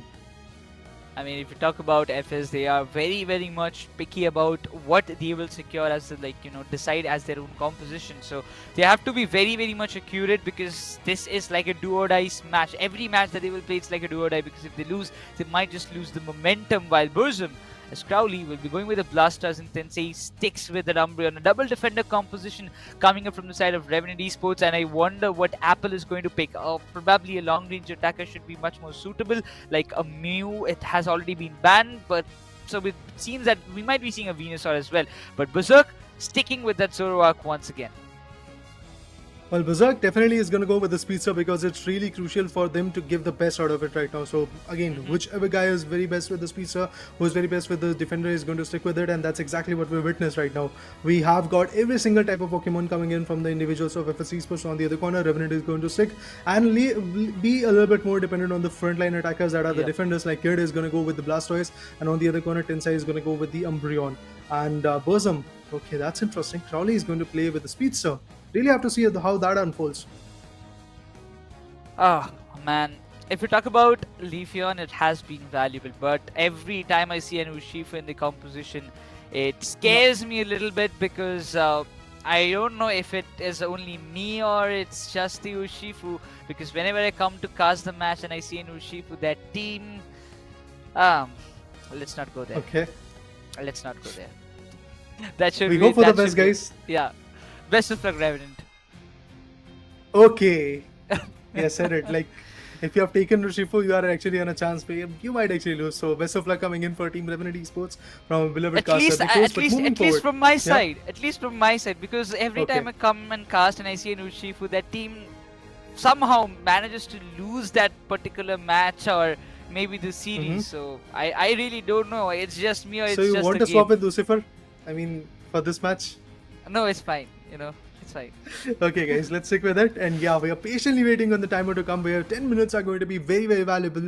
And in those 10 minutes, we'll get to see how the play goes on, how the performance goes in from both the particular teams. Because FS Esports is the only last remaining team who has been invited in this competition. Other than that, when you talk about Team Revenant Esports, a big name where the players are trying to stick up, the players are trying to perform. Let's see how the performance goes in. Exactly, this is the start, and as we just see, we see a lot of EVs, like cute little EVs. It seems in this very starting that they're so cute and that can be pampered, but when they evolve in those Umbreon and those Griffin, they can be very much deadly to your position. And specifically, if you talk about placing and looking forward to those early stacks in FS Esports, they wouldn't have any problem with that. They want to make sure that all those bunnies goes in their favor, because they need those early stacks as much as possible. And even see used to be Goku trying to stop it, but still we can see Peas going with those stacks without any kind of problems. He will be getting those constant healings from the side of Bracy at this moment, but Bracy trying to support him as much as possible. But at this early stance, Revenant has to make sure that if the Blaziken levels up very fast, it can be very much problematic. But also, the Zoroark is into the question, so you have to be double cautious in these cases.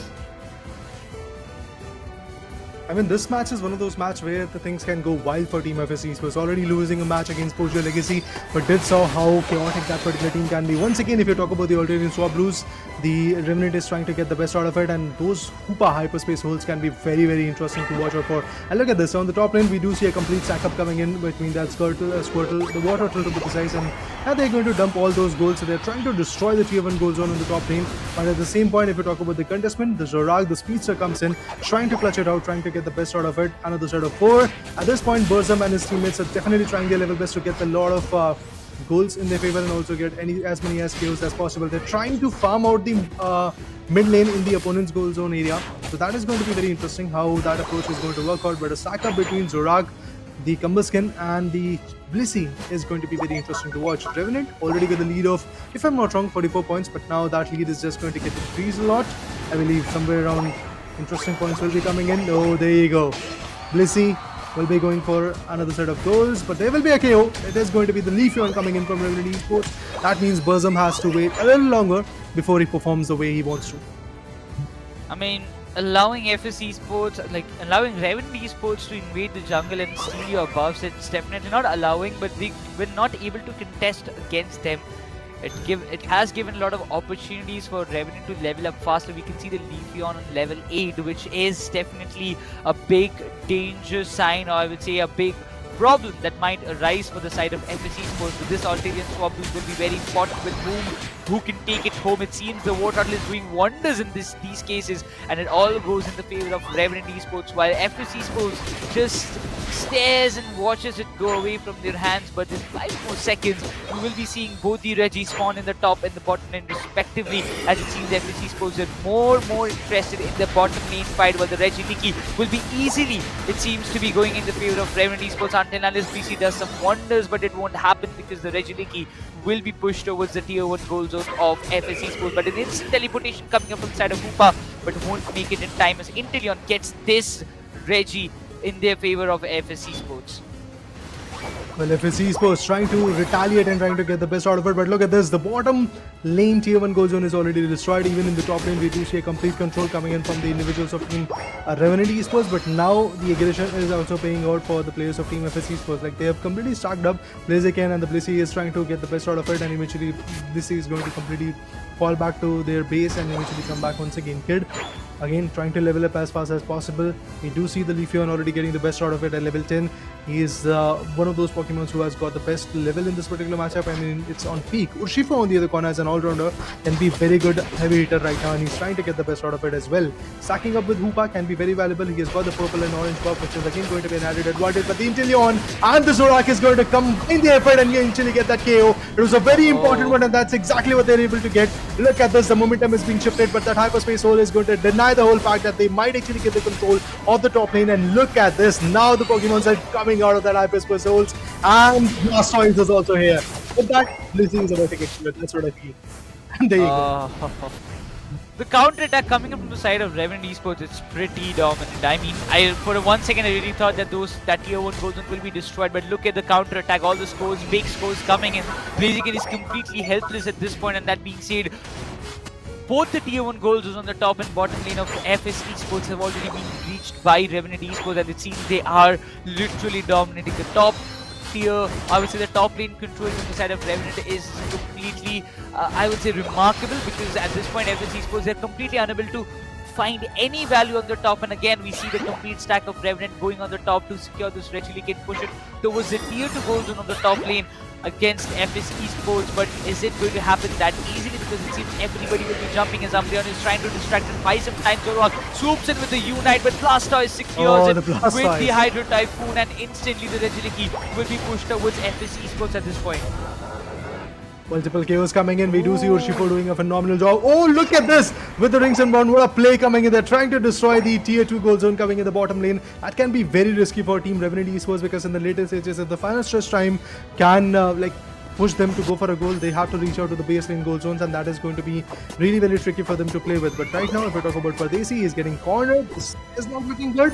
Umbreon is trying to stack him up, and let's see what he can really do with the bombs are coming in. Umbreon again trying to get the best out of it. He's trying to corner it out. The Leafeon goes in. He's definitely going to find a KO, and there you go. A KO comes in. And with that, Revenant Esports is still looking very dominant. Blastoise is hiding in the grass, but once again keeping back so that the health is going to be quite adamant. And on the top lane, we'll get to see a tanker trying to fight back against the speedster, which is going to be Zorak. At this point, it seems Revenant, they have the complete control over the entire Sky Ruins, but Blair, with the 40 score, is just trying to go a little bit defensive. Zorak just trying to save the towers. It's just completely miserable at this point. He cannot go for those first, frontal attacks or backline invasion at this point. Just trying to defend the goal zone is what he's capable of at this point, because Umbreon is going to the one small scores, but Inteleon again secures a rejoice for the side of FSC Sports. But while Zorak is going for the 40 big scores, Urshifu will invade and stop it no matter what. But the tier 2 goal zone has been taken down by Revenant, and what a sheer domination coming up from these lads. It seems that FSC Sports, they have nothing to answer with. I mean, there is a situation where Rayquaza might be in the favor of Team FSC Esports, and that is something which can change the whole trajectory of the game. But again, the 6th ally, the Regieleki, will be coming in pretty soon. Alternate Swablu being contested, and it's going to be Apple who is going to get the best out of it. I do feel that once again the contestment is going to be quite surreal for Team FSC Esports, and it's going to be a very tough, hard-fought battle if they really win it. But Blastoise and Umbreon pretty much ready. Once again, the Hyperspace Souls are active, and with that, the Hoopa will be coming in. The Regieleki is now at the concern. Umbreon goes in. Blastoise is also trying to get the best out of it, and look at that, the rapid spin can actually help him. moving forward, I have to see who is going to take this advantage. Oh, it is going to be a Leafeon coming in, completely denying the effort coming in from Esports. In the start, they were trying to melt it down, but now it is going to be the Reggie which is going to be in favor of Team Revenant Esports. And not just that, the firing Blaziken has also been taken down. An all-rounder again getting to the dest is something which is going to be quite scary for the players of Team FS Esports.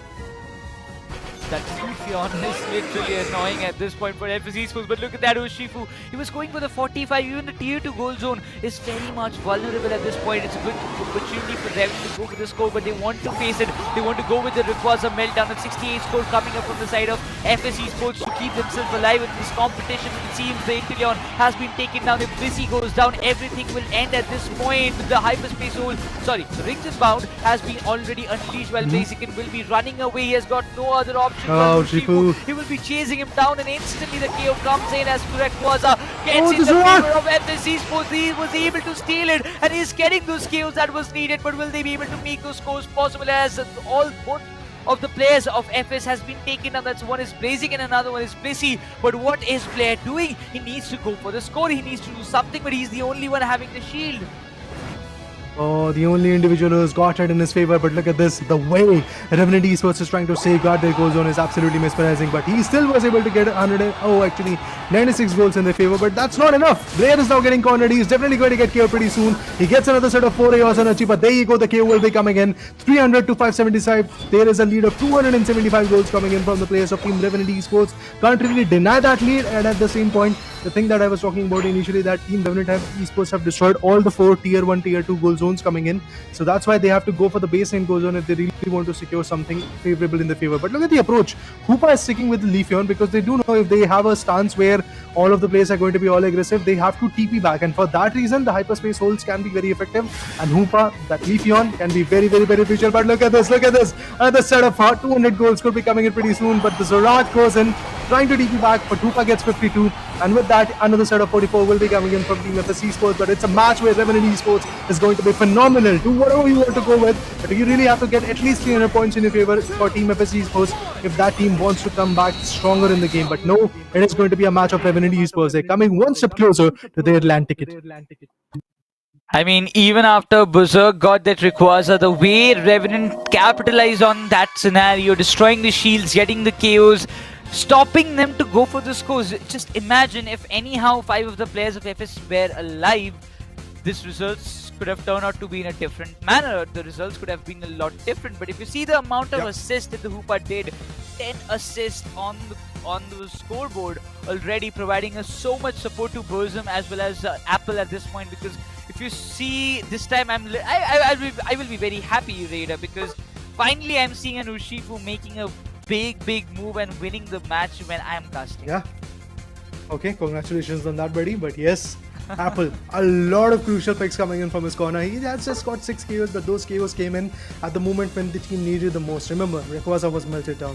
The other team had the advantage, and at that point, this all-rounder had to perform, and he did. He was able to get a KO streak of, if I'm not wrong, 2 good KOs, and with that, Zorak was the only one which was left with the shield in his favor. He was able to get those 96 goals done, dusted in the top lane tier 2 goal zone, but that was not enough because the lead was already quite high. We were looking like a situation, we had a situation where Team Revenant was already having somewhere around 570 goals in their favor. So to really come back, FS Esports had to dump at least 200-300 more goals, and in order to deny that, yes, we did saw a complete change of pace coming in. And I love the way Burzum went with Goku in the top lane, in the baseline goal zone through the top lane, to be honest, against Team FS Esports, because they knew if a lot of players are going to pressure on the tier 2 goal zones, maybe in the top lane or in the bottom lane, and if the team demands with that Hoopa hyperspace hole, we can really TP back to the base and then come back even stronger with the higher amount of HP and the right angles to play with, and we will get the best out of it. So Revenant had everything covered in their favor. Congratulations to them. They have got a lead, but still a long way to go if they really want to secure the land. They need at least one more win, and we know that even in like fractions of seconds, anything can change. Like if you talk about the Rayquaza situation, I really thought that Revenant, they had got so many KOs, almost like taking down the Blissey as well. There was no chance that even FS would manage to get that Rayquaza in their favor, but Berserk did it.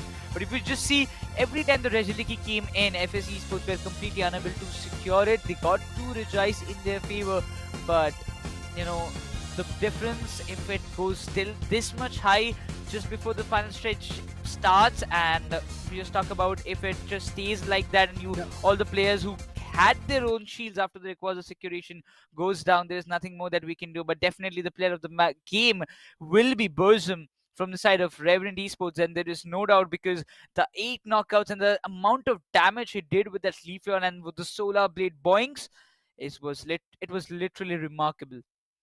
Amazing, no doubt in that. Burzum, as a player who has got that experience in his favor, was able to work it out way too fruitfully, to be honest. Amazing scores, amazing knockouts, and also when you talk about the damage, it was also quite amazing. Look at this, 63,000 is approximate amount of damage that he was able to dish out. With that, definitely he's going to be the player of the game.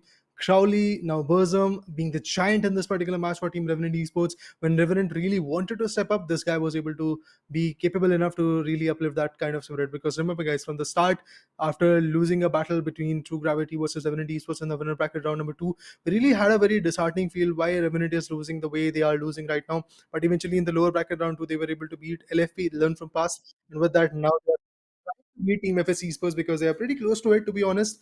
A 1-0 lead already coming in the favor of Team Revenant Esports. It's all about the situation where Team FS Esports, if they are able to come up with a lead or come up with an equalizer in the second match, maybe things will change. But other than that, Revenant Esports has already got that early lead that they really wanted to go with. And the best part is that they were able to break that momentum of FS Esports while they were fighting in the first match of the day against Team Forger Legacy. So that momentum has been broken. And Team Revenant Esports, I do feel as a caster that they are ready with every strategy. Actually, they were ready in the first match, to be honest, be it the situation where they're trying to score the goals, or they were trying to melt down the Rayquaza, or they were trying to get the best out of the Regieleki key. Those Hoopa plays was absolutely amazing. In this match, either Team FS Esports can go with the Hoopa or they can deny it by banning it in the draft phase. Yeah, if I was one of those teams, yeah, Hoopa is only the big annoying thing I'm gonna ban, because the amount of time he cuts out for the rotation and instantly with his hyperspace hole. No, But you have to give credits to the entire team of Revenant once again, because the definitely. way they had put up the show and got the value every time their team needed it, not only just pressurizing or the opponents to force back and go back and defend their goal zones, but also sup, suppressing those powerful Pokemons like Basican and Zoroark to their limits. They Mhm. were not able to perform up to the mark only because the way Reverend were pushing them with those objectives, especially the Regieleki, completely time after time it was getting spawned. It was already getting pushed on the top tier zone. So you have to be the one to defend against it, and using the opportunity every time Revenant were getting suppressed or they were about to get like facing a lot of chaos. We saw that counter attack coming up from their side. Kudos to Hoopa with those hyperspace hole and those rings and bound Yeah. coming into the right time, making the play, getting those high scores, so that it actually signifies that how much domination that they did in this entire match. Because even after we saw Berserk securing the Rayquaza, there was no players left to go for the score. It was only Berserk, and he could have only got just 98 scores for himself in Yeah. that last moment, and that's it. He could not do anything more than that. I mean, he tried to go for 4 more and he was able to get it, but eventually got KO'd. And there was nothing that the whole team could have really went for. They tried to actually go for a whole push onto the, if I'm not wrong, tier 2 goal zone in the bottom lane. And then they tried to approach for the baseline goal zone as well. But eventually it didn't work out because on the other corner, we did saw Hoopa, Leafeon trying to go for their own base goal zone. That's why Zorak had to TP back so that he could deny that. But eventually that also didn't work out. They were able to score another set of, if I'm not wrong, 140 goals approximately. Like that was the scoreline where Team Revenant was sitting in the later stages as well. So 675 goals from Team Revenant Esports in the first match and 444 from Team FSC Esports. Definitely a close matchup, but at the end, I really have to say from the start, it was Team Revenant Esports which was trying to set up the score, and on the other corner, it was Team FSC Esports which was trying to chase it down. And in that fashion, yes, FSC Esports was lacking a lot when you talk about the players coming in of those Inteleons. I really did not saw a lot of Inteleon like snapshots coming in, and eventually a lot of KOs were not there from the corner. But let's see what FSC Esports is going to do this time. They are sitting in the purple corner. They are the one who is going to choose the first Pokemon. Zacian is something which is going to get banned from the place of Team Revenant Esports on the other corner. It could be a Mew, it could be a Hoopa, but I feel it could be a Mew. Basically, denying those solar beams is going to be the case because from the other team, Team Revenant, you might see Goku or Burzum eventually picking that Mew, and they can be quite chaotic with it. This time it looks very much important. FS Esports, it's a do or die. If they lose it, if they lose right here in the draft as well, like I won't say lose, but if they go for some wrong picks which might not give a lot of effect to Revenant, it can cause a lot of trouble. But this time Pardesi decides we are not going to let Hoopa slip away from our hands and give it to Revenant because they have caused a lot of trouble. But instantly Revenant, they decide to go with that Umbreon and Inteleon pick, not allowing those snipe shots of the liquidation damage to go in the hands of FS because it annoyed the Leafeon a lot. But Berserk this time gets an opportunity and completely secures the Leafeon and not to let it slip away from his hands. But right now, really have to see what Apple and Goku are going to pick because they can really deny a lot of stuff. But being the supporter for the team, I think it might get changed. Oh no, it gets confirmed. But Comfy coming in, Comfy. This will be a very interesting approach coming in from the individuals of Team Revenant Esports. Either it can break the path or make a very glorious victory for themselves. Apple on the other corner is going to stick with the Zorak. And now a Chandelier. Meanwhile, maybe getting confirmed by a player, and a tank is going to be the Blastoise for the individuals of FS Esports. And yes, as the attacker, they will have the Chandelier. And we might actually see another defender coming in, and it is going to be Kid who is going to go with the Lapras. So there you go. 5 Pokemons from both the particular teams are pretty much here. And picking up a Comfy definitely surprises me as well. But yeah, I'm looking forward to see how that is going to unfold. Apple has to find a lot of value because what I assume is that Goku will be sticking with Apple on the top lane or probably in those crucial fights to find Apple a lot of value to help him as much as he can. Again, this kind of move might be very much squishy for the side of Revenant. If it works out, it can create definitely a big impact. But if you talk about FS, they have brought in the Chandelier, which means that the imprison and the overheat will annoy the players of Revenant a little bit. That after hit effect will be burning them a little bit more as compared to what happens if you talk about the solar beam. This after heat effect will actually give a little bit of advantage for the side of FS Esports so that they can go for some more damages. But it seems this match will have a lot more stories, a lot of more important things to show us and to tell us. I'll definitely have to see how the whole scenario is going to get covered from here because again, that Comfy pick is something that I'm still skeptical about, but really have to see how these experienced guys from Team Revenant are going to bring the best out of it. Lapras on the other corner is going to be a very interesting defender. Obviously he's going to, I guess, evolve a little bit slower as compared to his counterparts, but then again, when you talk about the damage being there from Lapras, I am looking forward to see how in the later stages that can be beneficial for the individuals of Team Revenant Esports. But there you go, the match gets started. This could be the final match for Team FS Esports, or this could be a situation where they might bring in the decider as well. He's Squirtle, and along with that, Hoopa trying to go for the top lane. On the other corner, in the mid lanes, we will get to see another evolving trying to get the best out of it. It's going to be the Chandelier who's just trying to get the best out of it. And in the lower lane, in the bottom lane, we'll get to see the Slowbro and the Eevee trying to evolve as fast as possible. Those early stacks have always helped Revenant. We can just get an example from the previous match itself. So stacking for the Leafeon works wonders for the side of Revenant. The Squirtle had got a good chance to come up with those early stacks without any kind of problem. And even Hoopa will join the party with himself as FS Esports. They look very confident with the pick that they have at this point. The Apple and that kind of Comfy composition, this is going to make a lot of impact. The slow smoke was deployed by Comfy, but eventually Pardesi is healing himself up, passing himself up, not just letting the momentum slip away from his hands, while Zoroark also needs to be very cautious. He has to be very picky if they want to go for those early stacks and get those early KOs in his name. Definitely has to come up with the best effort coming in right now, and we do see the alternating Saw Blue coming as the contest. Hoopa will be coming out, and eventually if we talk about Apple, has to go with the Citrus Berry so that he can heal himself. Once again, the combination of that Zorak and Comfy can be immensely valuable, but looking forward to see how valuable it can be, because in the Legendary Pit we might see pretty soon a contestant coming in for the alternating Saw Blues as well. But in the top lane, we will get to see an immense amount of pressure being delivered by the Water Turtle as well, because 36 good goals have already been delivered. Revenant on the other corner is trying to evolve. Okay, there you go. Water Turtle is now evolved from Squirtle. So let's see if this is going to be beneficial. On the other corner, once again, Kid comes in with the damage, but it is going to be a KO on Team Revenant's player, but Slowbro will be able to completely deny it and eventually get the trade. At this point, it seems that hyperspace zones again, making that. I always say that Hoopa has always been a one-of-a-kind supporter which you cannot just ignore at any point of time. But again, it's finding value one after the other. At this point, even Zorak steps in, might just be a little bit fruitful, dodges the solar blade damage, but then our overheat. Look at them burning all the players with the falling back because Chandelier is there, just trying to hold off the back of the tier 1 goal zone in the bottom lane. Seems a lot of scores still happening on the top lane. Raptor still seems to be pretty dominant against Sportal at this point.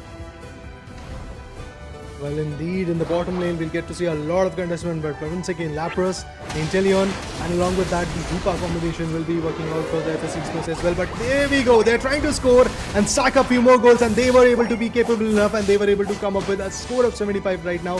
Hoopa with the hyperspace was quick enough, but eventually nobody was able to completely deny the fact that Apple and his teammate, Comfy, was able to get the best out of it. Again, the hyperspace holes can be quite chaotic, as Team Revenant Esports was able to get the best out of it. Even Team Fojo Legacy against Team FS Esports did wonders.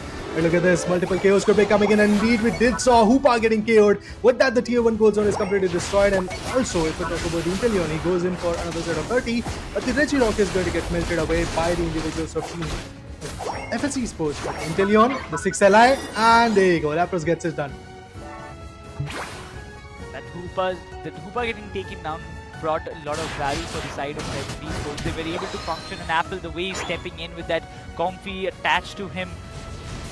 It was supposed to work like this only, but eventually the Chandelier needs to get picked up. That overheat as the Imprison will create a lot of impact. The unit being committed by the side of Umbreon, Leafeon as well, but instantly Inteleon comes up with the Spy Vision, gets a 4 KO already on the top lane, and also Comfy unlocks its Unite, giving all the heals to his allies. But with that being said, there is still 7 more score that they need to do. But it seems they're looking for an overdung, as the Regieleki has already made this tower very much vulnerable.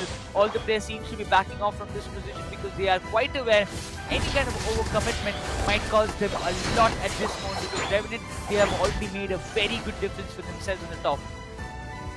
I mean, there is already a very significant lead, like 98 points is what I'm looking at between FS Esports and Revenant. They might actually increase it by actually going to the bottom lane tier 1 goal zone, and that's exactly what Umbreon is trying to go with. But I'm looking forward to see if that is going to be beneficial. But oh, look at that, Zorak again trying to achieve the best. Let's see if he can really get that out. Umbreon on the other corner gets KO'd by the overheat coming in from Chandelier, which was not good enough for those individuals because the leveling up scenario is still a little bit on the slower note. Even the Hoopa got KO'd in a jiffy, and with that, in the mid lanes, we'll get to see a contestment for the orange and purple buff for the individuals of Team Revenant Esports Apple, and that's exactly what they were able to get it. Like a orange buff coming in their favor. It's going to be valuable enough. But now, let's see what happens next, because Revenant Esports, with that lead in their favor, they're definitely looking phenomenal.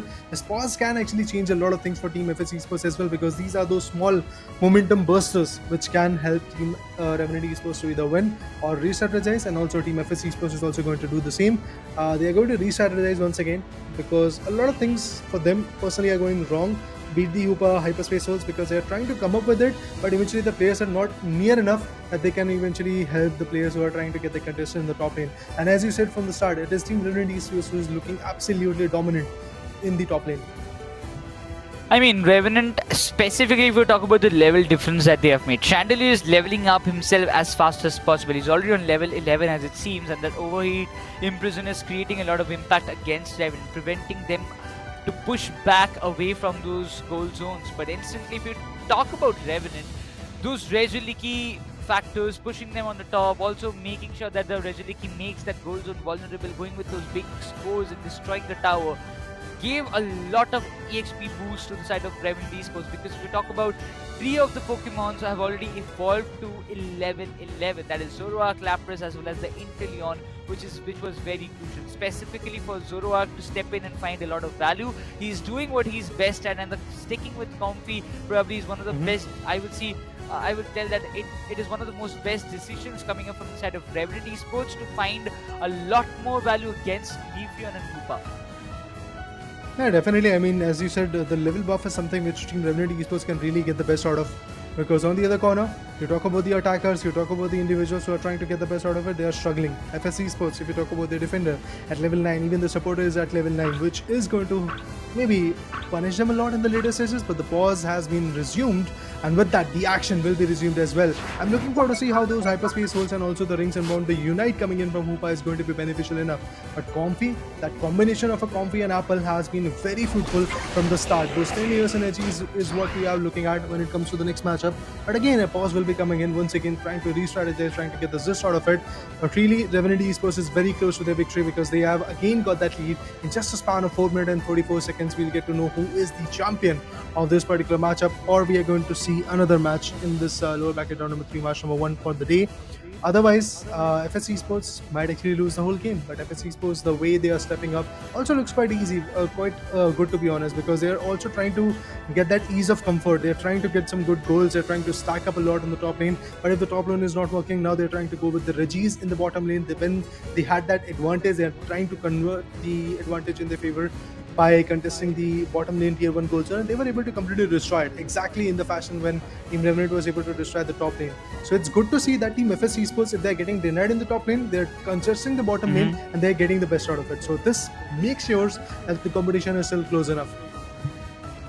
I mean, I really believe that one thing that can make the only difference at this point is going to be the Rayquaza. I mean, it was till then. Till that time, I believe Revenant is going to be the one to have the cruise control of this very match. If they can manage the very same thing that happened in the previous match, that was in the final stretch, finding as many KOs as possible, even after FS Esports were able to secure that Rayquaza, they still did not have the numbers to go for the score. If that thing again continues, that might happen, because Revenant Esports in the previous time as well, the entire fight or the entire match always stays under their control. But in the final stretch, they might make some very small mistakes that can cause them the entire match. So I'm really afraid of that factor if we talk about Revenant. But for FS, I believe they have to focus more on leveling up as fast as possible. There is a lot of time still now for the final stretch, but they have to make sure that they find the best value out of it. Be prepared for the Rayquaza fight. Be prepared. That final stretch is going to be very valuable enough. But on the same time, if we talk about the current approach, again, melting down that Rayquaza is something that is going to be beneficial. But even before that, the Chandelier goes down. Not just that, the slow blow will be also getting picked up. The LI will be coming in, and with that KO, the Lapros will be getting the best out of this moment. And now the tier 2 goal zone is somewhere at the contest. If I'm not wrong, the tier 2 goal zone has also been destroyed. That means now directly to the base lane goal zone.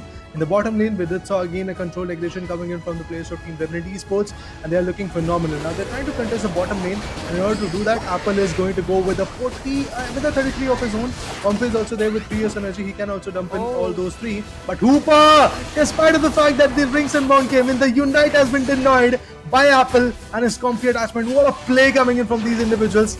Amazing performance from Revenant Esports. They are trying to track every single individual down, and they are putting them down bit by bit. The bottom lane goal zone is about to get destroyed. There is no denial in it. And the tier 1 goal zone in the bottom lane also gets destroyed. Exactly a similar story as we witnessed in the first match as well. Revenant Esports is dominating from the start, and FS is just trying to chase them out. Revenant, they're not interested in melting down the bottom Reggie. I don't know why, but they're just looking forward to level themselves up with those balls. There's still 1 minute more time left on the clock. They want to maybe save it for the later stages just before the Rayquaza fight. That can be a good move, because that one Reggie can make a lot of difference for them in the Rayquaza fight, maybe in the final stretch. But Zoroark stepping in, finding a lot more value is what Revenant wanted from a very longer period of time, and they have done it once again. Burzum seems to be just gathering a lot of info, just being a little bit invincible at this point, while not allowing Leafeon to go anywhere near with that hyperspace hole, just getting him completely taken down. And I really want to know how many KOs does at this point Zoroark has, but it seems Burzum is struggling maybe with any kind of ping issues. But Revenant Esports, I really hope that they are prepared for the final stretch fight. Well, the final stretch fights is something which can change the whole game for even Team FS Esports, but pretty soon we'll get to see that. Like in just 8 seconds we'll get to know what will happen and how the play is going to come in. But Revenant Esports trying to struggle, and with that Interion being KO'd out, I do feel things might change. Rayquaza has appeared, and they're trying to actually get the best out of it, because look at them, the Hoopa United is already here. Hoopa Unite move is already here, the rings are definitely going to be beneficial enough. But Zorak finds another one. It is going to be a beautiful steal coming in from the Chandelier, and with that, again, it's going to be Revenant Esports who is going to get left untamed and left unavailable with the advantage of that Rayquaza. But now, FS Esports, can they really dictate on this lead? That's what the big question is all about. The shields are pretty much active. Look at that. 446. The Chaos will be coming in. It's a Leafeon who has been out of the equation. The shields are still working out, but now the bottom lane, tier 2 goal zone, is what Team Revenant Esports is going to have their eyes on. The Speedster, again, with the Comfy can be very beneficial. Initially, he's going to get the tank out of the equation, which is going to be Rook. And if they get the best out of it, that will be absolutely amazing. Look at that. The KO might be coming in pretty soon, but another set of 12 goals will be coming in from FS Esports. But this will, in turn, retaliate with a KO. But look at this. The whole base team goal zone has been guarded. Burzum trying to get the best out of it, but his network issue is definitely punishing him a lot. Unable to do anything at this point, but he is getting the support from his teammates. That's okay. But let's see what will happen. Roth again being absolutely phenomenal. Gets few more KOs. Lapros can easily go for some good scores at this point because Zorak is on fire. The way he's performing, a lot of unites. But yeah, as you said, he misses it. But Shinylo finds the Umbreon. Oh, at this point, it's going to be very, very important. Need to find a score. It doesn't seem like it's going to happen that easily.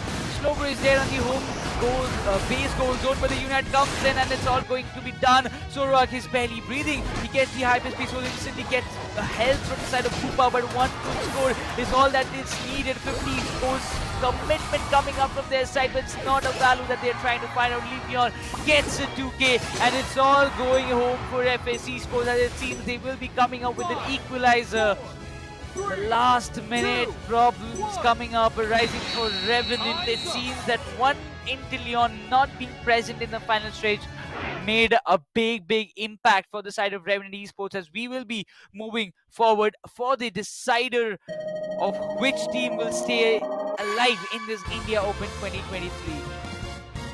Well, in two matches, Rayquaza came in the favor of Team FS Esports. The first one got denied. In the second one, Burzum was not that on point when it comes to the performance because of the network issue, I believe. And if the next match, I mean, if the issue has been resolved, I do believe Burzum can be phenomenal. Remember, he was the MVP who was able to secure like somewhere around 250 goals in the first matchup, and due to that, the scoreline was of 675. And also in the start, Team Revenant Esports was able to capitalize a lot. They were able to already go for a score of more than 400 points. In the later stages, due to that Rayquaza advantage, FS Esports started getting the control. They were able to destroy the top lane and the bottom lane tier 2 goal zones as well. They were unable to go for the base lane because they got KO'd a lot. But still, Blair, a phenomenal job from his corner as well. A lot of chaos, to be honest, but eventually I have to give a huge upper hand to Apple, and the Comfy combination that they were able to utilize was absolutely amazing. Look at the damage of Zorak, 77,000. No one is close even from the side of FS Esports. Yes, Blasters did find 50,000 of his damage alongside. If you talk about the healing factor, Hoopa did a wonderful job, especially in the last final moments, and those small scores could have made a big difference in the ending phase from the side of Revenant. But I mean, it's very tough. It's very tough when you have opponents having shield, the Rayquaza shield in the ending phase, specifically for the Blastoise. Apple did try a lot, but Revenant, they will be pretty unhappy with what just happened a few moments ago, and they will have to make something very much possible in the next decider, because for them as well as for FS Esports, that one match counts a lot at this moment. Oh yeah, definitely. That final match will be the decider, as the BO3 situation will be getting completely exhausted after that. This is the last match where we will get to see what will happen between Revenant Esports and FS Esports. To be honest, a very impressive battle coming in from both the teams.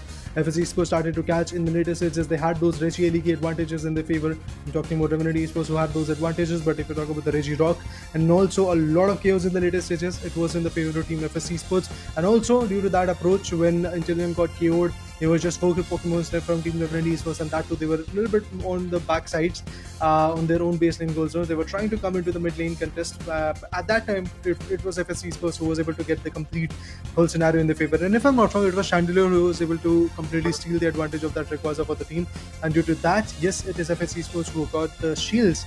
And then they were able to go for a few more interesting scores in the later stages. If I'm not wrong, at least a 200 plus score was there in the last final stretch. On the other corner, Team Revenant Esports, they had 106, all thanks to that Zorak for that 100. But then again, Now, the player of the game, it is going to be a different story this time. It is going to be Apple, who is still going to remain as the player of the game because of the score that he was able to come up with, actually the knockouts that he was able to come up with, and playing on the Zorak, he was absolutely phenomenal. I mean, he's one of the most brilliant players that I've ever seen for Pokemon Unite, definitely. But even after putting so much of a game, I would say it was just not how we imagine it will turn out to be. But eventually, all the things come into the play. He has got good number of knockouts, like 13 knockouts for himself was definitely not an easy job. 30 knockouts in a compy match. We have seen Leafeon going 24, so it's still the highest in India Open 2023. Maybe the second highest number of KOs as of now in India Open 2023 will be there in the name of Apple, but he would have been much more happier if it turned out to be a win for them. But for the next time, I'm sure if it's not a ban of Mew, they will be banning the Zoroark, because that Zoroark made a huge difference when we saw it on Apple this time. So it can be a big threat for the side of FSC Sports in the upcoming decider match. Well, yeah, definitely is going to be a big factor. Like, if Revenant is able to get that Hoopa control in their favor, that will be amazing. And if they're able to ban it, that is actually going to be the best part. But apart from that, really have to see how FS Esports is going to evolve in this particular matchup. Because again, I have to stick to that term where Team Revenant is able to set up the score and FS is the one which is chasing it. In the later stages, yes, they were able to come back even strong in the game due to the fact of the issues coming in from Burzum. Otherwise, I do believe things could have been in the favor of Team Revenant Esports. They could have not easily let go of that control in the middle pit, in the legendary pit, to be honest, in the mid lanes. So that has already happened. We have already seen the second game in the favor of Team FSC Sports. Now it all trickles down to what happens in the next match, which will be the final of the lower bracket round number 3 match, if I'm not wrong. So this is going to be very interesting to see how the game goes on from here. Is it going to be Revenant Esports or FSC Sports? The storyline is actually getting very anticipated, because that is the exact situation that we witnessed between FSC Sports and Forge Legacy in this winner bracket as well. So again, trickling down to the third match in the BO3, that is definitely going to hype me up a lot, because again, the excitement is quite high. Really don't know what is going to happen, but there is one thing that is pretty much clear, that Team Revenant Esports once again would want to start with the domination in the start, and then eventually Team FSC Esports will start to chase them off. Maybe again the Rayquaza advantage will be in their favor, but yes, that is something which Revenant has to really work on. They Mm-hmm. will not let go the advantage of that Rayquaza in this particular match, because if they let it go, maybe there is not going to be a notion like the first match where Urshifu was able to get 2 KOs. If that KO is not going to come, if the other team is going to get completely left guarded, unguarded to be precise. So I do believe FS Esports can really clutch in and eventually get the best out of it in the later stages. Exactly. I mean, FSE Sports have already been in a kind of position before, or really earlier this day. So they know how much pressure it is to handle it all alone. So they don't want to repeat the very same game once again. The first match they won. Second, it was Forge Your Legacy. Then again, it was Forge Your Legacy. This is just a nightmare if it happens in the same way for FC Sports. We have already seen one of those two, out of those two invited teams, one has already walked out of this tournament. That was SATUL, a big setback for their side, that's definitely for sure. But if it comes to FS, both the invited teams, Raider, will be Yeah. out of this India Open, and probably the winners and the runners up of the previous world WCS regional qualifiers have already, if it goes like this, even FS, if they just gets eliminated, both of those winner and runners up will be just getting eliminated, and we will be getting new faces, new team, and probably a new champion, or maybe the best new team in India for Pokemon Unite. And to be honest, that is not a bad thing. We really want to see the evolution of a Pokemon, but then again, what about the Masters? They're also trying to evolve. They're also trying to get the best out of the game. So in that fashion, yes, if something new happens, if some new faces are going to be there, be it Team True Gravity or Forge Legacy, who have already qualified for the LAN event, or is it going to be a Team Revenant Esports or FS Esports whoever wins from it, or is it Team Griffin or Team Clown5? Because from the start, it was Team Griffin which was dominating a lot of things, and they were able to completely dominate till the winner bracket round number 2, where Team True Gravity beat them yesterday and was able to put them down into the lower bracket. So that competition was also quite amazing. We did saw 3 rounds, if I'm not wrong, in that match as well. So again, a close cutthroat start from the day, and I do believe this is the I mean, obviously, this is the day number 4, the final day of the playoffs. So definitely, this kind of competition is something which I was expecting from the start of the day, that we Hmm. might see a close cutthroat competition in both the first matches, and then we'll go to the decider to really know who is the champion out of it. So yes, that's exactly what we are getting. Fojo Legacy is already sitting comfortable with their opponent in the brackets, that is Team 2 Gravity. But now it is about Revenant Esports or FSC Esports. Whoever wins is going to have that fight in the lower bracket round number 4 in the LAN arena. But eventually, whoever is going to lose is going to get eliminated, and that is something which we are pretty scared about for Team FSC Esports, to be honest. I mean, yeah, that's for sure because FS Esports have faced a lot of consequences already. So far they have won, they've lost. They didn't had a big streak like Team Griffin or True Gravity or something like that because the amount of sheer domination that those teams have shown already, it also poses a big threat for FS Esports and also for the other teams who are still in the lower bracket because both the teams who have already made it to the upper bracket finals have not lost a single match or a series yet so far. That's why they are in the upper brackets. So still for them, especially for Revenant, it means a lot because we know how Crowley or we might say Burzum has done so much for this team. Previously for the new Revenant rosters, he had worked so hard. He made a new team once again, coming with some new faces, some new players, trying to find out value even for Revenant to prove the players to prove the audience to prove all of us that yes they are capable of qualifying to the finals and making it up to the land stage. It's very crucial for their win as well. But FSC Sports, they missed the opportunity for the world championship previously, but they don't want to miss this land at this moment because everything for every player who dreams about to be an esports athlete in the future, for them playing in a land venue is all what they want as a dream come true for everybody, and nobody will Definitely. be willing to compromise it. I mean, yeah, definitely that feeling of sitting beyond your opponent, and also the audience is right over there, the fans are right over there, is something absolutely out of the world. So obviously, going to the LAN is something which is going to be very valuable for all the individuals. I mean, Team True Gravity and Forge Legacy have definitely got their own tickets. I mean, they were able to be capable enough to get qualified from the winners bracket, and there was nothing like a setback coming in from those teams. And to my surprise, Forge Legacy fought back today. And that was the first match where we witnessed Forge Legacy on stream. Otherwise, the offline matches were going in for them. So this was the first time where I did saw Forge Legacy and their 5 individuals trying to perform, and they were able to beat a team known as FSC Sports, who is invited, who is the absolutely amazing team from the start. But now they have been tracked down to the lower bracket, where Team Revenant Esports is again putting a very good pedal onto them. And due to that issue, I do believe Team Revenant Esports was unable to like get the whole control of this particular match number 2. Otherwise, this could have Mhm. been in their favor. But again, what happened is already done. And now I'm waiting patiently for the third match. To be honest, patiently is not the right word. I'm waiting eagerly. I mean, we are. I mean, the amount of action. Like, how many things did we witness today? Comfy making a comeback with Zoroark, a Blissey securing a Rayquaza with the Bliss assistance, then last minute secures coming up from any of the sides. Every time it's all part and parcel of Pokemon Unite, but still, every day in Pokemon Unite is always very interesting. And itself, Pokemon is very interesting. I mean, we love the love we have for these small little cute Pokemons has always evolved this game to be in this much level. From the very start when Pokemon Red came into the question, people started playing. Everybody wondered. Everybody just played the game because they loved Pokemon. But when you just play a game not just because of you love Pokemon, but you also get attached to the kind of experience it gives you. Also, you know increases your love for the game, and that's why we are seeing tournaments happening, specifically this kind of official events like the India Open, the World WCS, the ACL, everything coming up in a complete sequence, a complete season for all the esports enthusiasts who are still playing and grinding to be at the top in this game of Pokemon Unite. For them it's a very big dream, and as we mentioned, India Open was completely an open for all tournament. Everybody, all I would say all the players from around the entire country tried and participated, registered for it. Many came into the playoffs, but many could not make it up to the mark. So they know that small mistakes cost you big deals.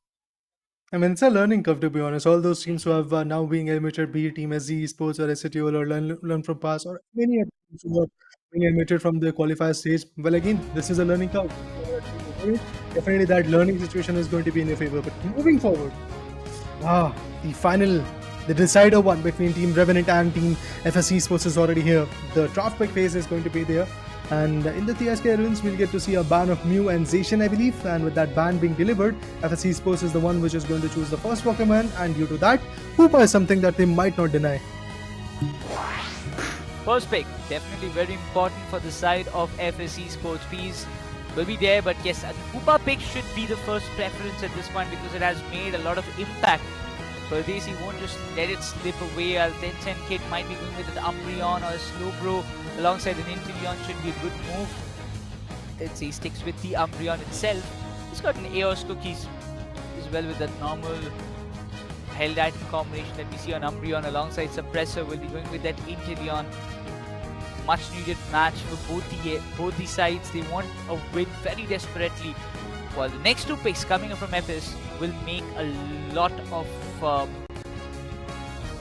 would say, impact in the upcoming picks coming up from Revenant as well. I mean, definitely that is going to be quite important to watch. Leafeon, as the speedster coming in from Berserk, is going to be absolutely amazing. And Berserk from the start of the day has gone Berserk when it comes to that kind of approach. Apple on the other corner is going to go with the Zorak and a Comfy combination. It is going to be definitely valuable, that's what I do believe. Suppressor, that is Crowley, is actually going to go with the Inteleon. On the other corner, we will get to see a Blaziken and a Delphox. Okay, that is going to be interesting. Well, there you go, they get logged.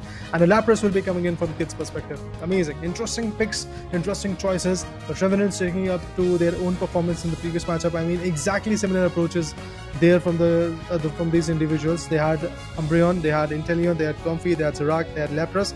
Pretty much similar to what happened in the previous matchup. But on the other corner, if we talk about Team FS Esports, they have decided to stick with the Hoopa. The Slowbro will be coming in as it did in the previous matchup, also with the Leafeon. And the Chandelure has now been replaced as an attacker by the individual known as Delphox from Blair. And we do see another set of all-rounder coming in, and it's going to be the Blaziken.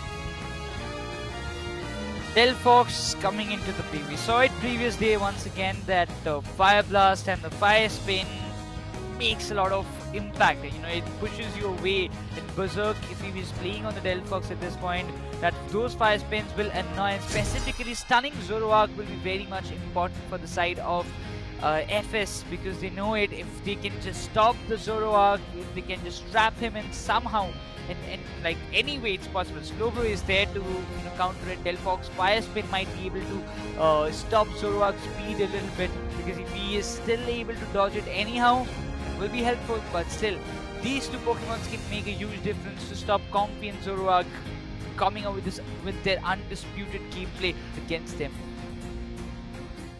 Yeah, I mean, truly believe that that is going to be the case where Team Revenant Esports can be stopped by those Delphox attacks coming in. But looking forward to see what happens, guys. These 10 minutes are going to be the most valuable one, because it is going to either create a way for the next round or completely eliminate an opponent from the existence. I'm definitely looking forward to see how that is going to be the case. But in the mid lanes, we'll get to see the Eevee trying to go ahead and evolve ASAP. The Hoopa and along with the Torchic is going to go with the top lane approach. And in the mid lane, we'll get to see the Zorak and the Comfy combination. Lapras on the other corner is also going to go for some stacks onto the top lane.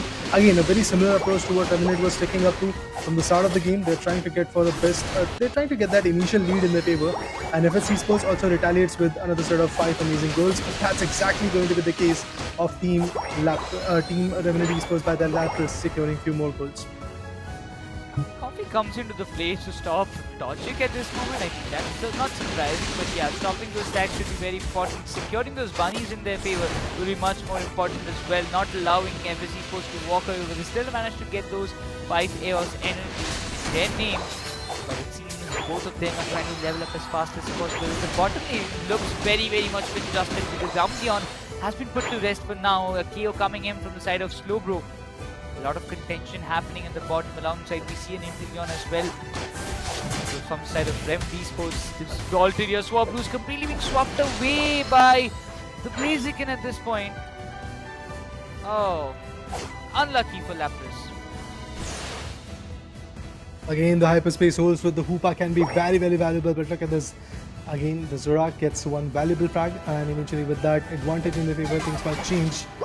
Look at this. Again, the Inteleon also trying to get the best out of it. He's trying to score more. Crowley in this particular matchup can actually be the best with the passive ability, trying to be the sneaky one, and also getting the best out of the whole situation is going to be the case for Team Revenant Esports. But with that initial lead in the favor of Team Revenant Esports, definitely FS has now to be worried about at what they're going to do next. Umbreon straight up going for the citrus berry so that they can heal it themselves and then eventually fight back whenever the moment comes in. Also, the Ace Energies is going to be very, very valuable. The Lapras trying to fight back in the top lane.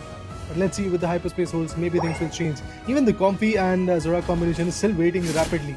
Kumbhuskin at a very tough spot. He can be getting KO'd pretty soon. The whole advantage of that area is now in the favor of Team Revenant Esports. They're very close to destroying that tier 1 goal zone in the top lane. But Delphox on the other corner finds Umbreon, and with that KO, Revenant Esports now actually at a setback in the top lane, in the bottom lane, tier 1 goal zone. This is what we expected coming up from the side of Zoroark, but instantly the Delphox being that one big threat and finds the value that he was assigned for, and instantly we see a lot of values being pulled off by Esports in the bottom lane. Umbreon makes a fallback, has been forced off because the Fire Blast is pushing them to the limits at this point, and the Zoroark being suppressed this time could not find a lot more value as what it was supposed to be, but that Fire Spin finding a lot more value. Those liquidation will give a lot of damage, but instantly the Solar Blade Boinks coming in forces Umbreon to back off from that scenario, but you can see the pros coming up from the side of Esports instantly trying to melt down the Regirock as fast as possible, not letting anybody just make a steal, while we see that Tensei is looking forward to grab it in the last minute hit, but it won't be possible as Leafeon secures it for the side of Esports, while Zoroark will be focusing on to get this Rupa down and dusted, while will be coming with the score and instantly destroys and breaks the tier 1 goal zone just before anybody can pop out of that hyperspace hole. Continue to deny this guy. The way he's performing is absolutely phenomenal. They're going to get that ally. The 6-1 is going to come. Regieleki is now in the favor of Team Revenant Esports. They can completely capitalize on this scenario, or they can just maintain that pressure onto the top lane. Meanwhile, go for the bottom lane contestment and eventually destroy that tier 1 goal zone in the bottom lane. And that's exactly what they're trying to make an approach for. The Slowbro is now at contest. Can't really deny the whole scenario. And there you go. Few more goals coming in. In the top lane, we'll get to see a complete approach. All the unites being utilized. Intellion finds the Hoopa. And with that, the Rings and Bound is now going to get left empty. Even the Delphox gets down. Amazing play coming in. The fireworks are still there. Who's going to have the control? It is going to be Team Revenant Esports in the bottom lane. Another KO. Oh, those big goals coming in. This tower will be destroyed. The hyperspace hole was completely useless at this point. This is wow.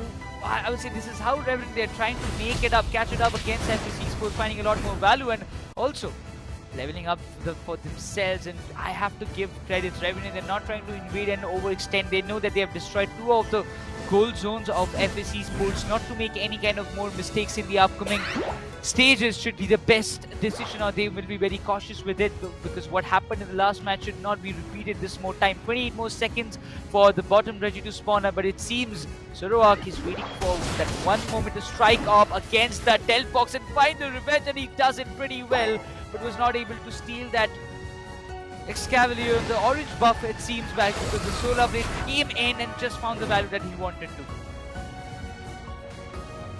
Well. Mid lanes are now being contested. Again, a lot of AOS energy is being dumped over there, and you do see that the approach looks absolutely amazing. But the Regi Seal is there, the Regieleki is going to come pretty soon. Let's see if the alternate Swablues are going to be beneficial enough for Team Revenant Esports, because the level buff, it is definitely there for the players of Team Revenant Esports, and also the gold buff is there. The Fire Spin would have been quite chaotic, but still the Umbreon wants to fall back, and with the Rings and Bound in the favor, Team Esports, players are going to need to back right over here and eventually perform the best. And the firework is still going to work out, but there is a KO, a Speedster versus Speedster. But with the addition of that Comfy, the band is definitely looking amazing for Team Revenant Esports. But now they're trying to stack up onto the bottom lane. Let's see if it is going to be valuable enough. Another pause request, which will give the teams a brief time to really perform and get the best out of it. Much needed for them, but it seems Umbreon was literally struggling. I mean, using the snarl and all, trying to find or stop the opponents just before Inteleon comes in, because we see Suppressor in the boundaries as well. He can find a lot of value if he's that kind of distance, so might be trying to stop the amount of scores that will be coming up from the side of Esports, because that might be, you know, helping them to catch up to Revenant, as what they are in a position right now. They do have a good lead around like how I would say like 130-point lead that might be getting taken over at any point of time. But the scores that might be stopped, and instantly he unlocks the 5-inch Zoroark, hops in and gets the value that he wanted. Hoopa has been put to rest while the Slowbro is still into the question. Delphox have already made the comeback. The Fire Spin is chasing Zoroark but won't be able to make any kind of connection, as it seems they just got a Revenant. They're going for the big scores, and instantly the tier 2 goal zone will be under the contention from the side of Revenant Esports, because the Hoopa, it makes a little bit of impact and forces Tensei to make a fall back. But at this moment, oh my god, Slowbro with the Unite completely wobbles down Zoroark, and Comfy, he will be pushed to get attached with Umbreon and make a fallback from this position. And the falling back scenario is definitely going to work out for now. It does feel like that in top lane we'll get to see another set of contestment, because the Lapras is trying to safeguard against the Regieli key, and Blaziken is now patiently waiting for the right moment to come where he can really go for a strike and initially get the best out of it. But Blaziken will be coming in. Look at that, he is trying to create a pressure on Tensai, but let's see if it is going to work out or not, because again we have a Comfy approach. The Zoroark will be coming in. Comfy detaches, the Goku is going to go with the Zoroark. And with Apple laying Zoroark, I do believe things might change rapidly. And with that, yes, there is a situation where Team Revenant is now at a very decent lead when we compare them to Team FS Esports. There is a lead of 132 points coming in for the players of Team Revenant Esports. And they want to stick it in that fashion, but now they have to farm those Unites. Zoroark and Lapras, along with that Comfy, are not available with the Unites on the other corner. There is just the Slowbro who does not have any Unites coming in from his favor.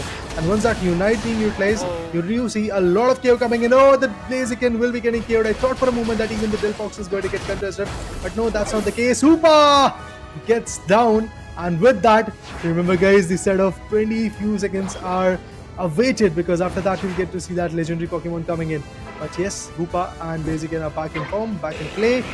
That level advantage is something which is definitely going to give Revenant an upper hand. But if they are unable to play those cards in the right fashion, I believe things might change. And they really want to go with the steal of this Resi steal so that they can have that advantage. And they are going to get it. No denying it.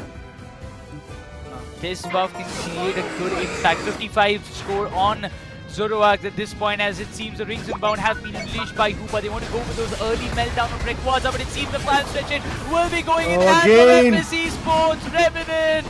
Oh my god, this is a big blunder as the Zoroark goes down. 100 coming from the side of Blaziken, and it seems that Revenant, the dreams are being shattered into pieces by the hands of FS Esports. The main comeback they have made, the 50 has been denied into Leon. Oh my god, the hopes of Revenant for the India Open 2023 have been crushed. FS Esports will be walking away with this win.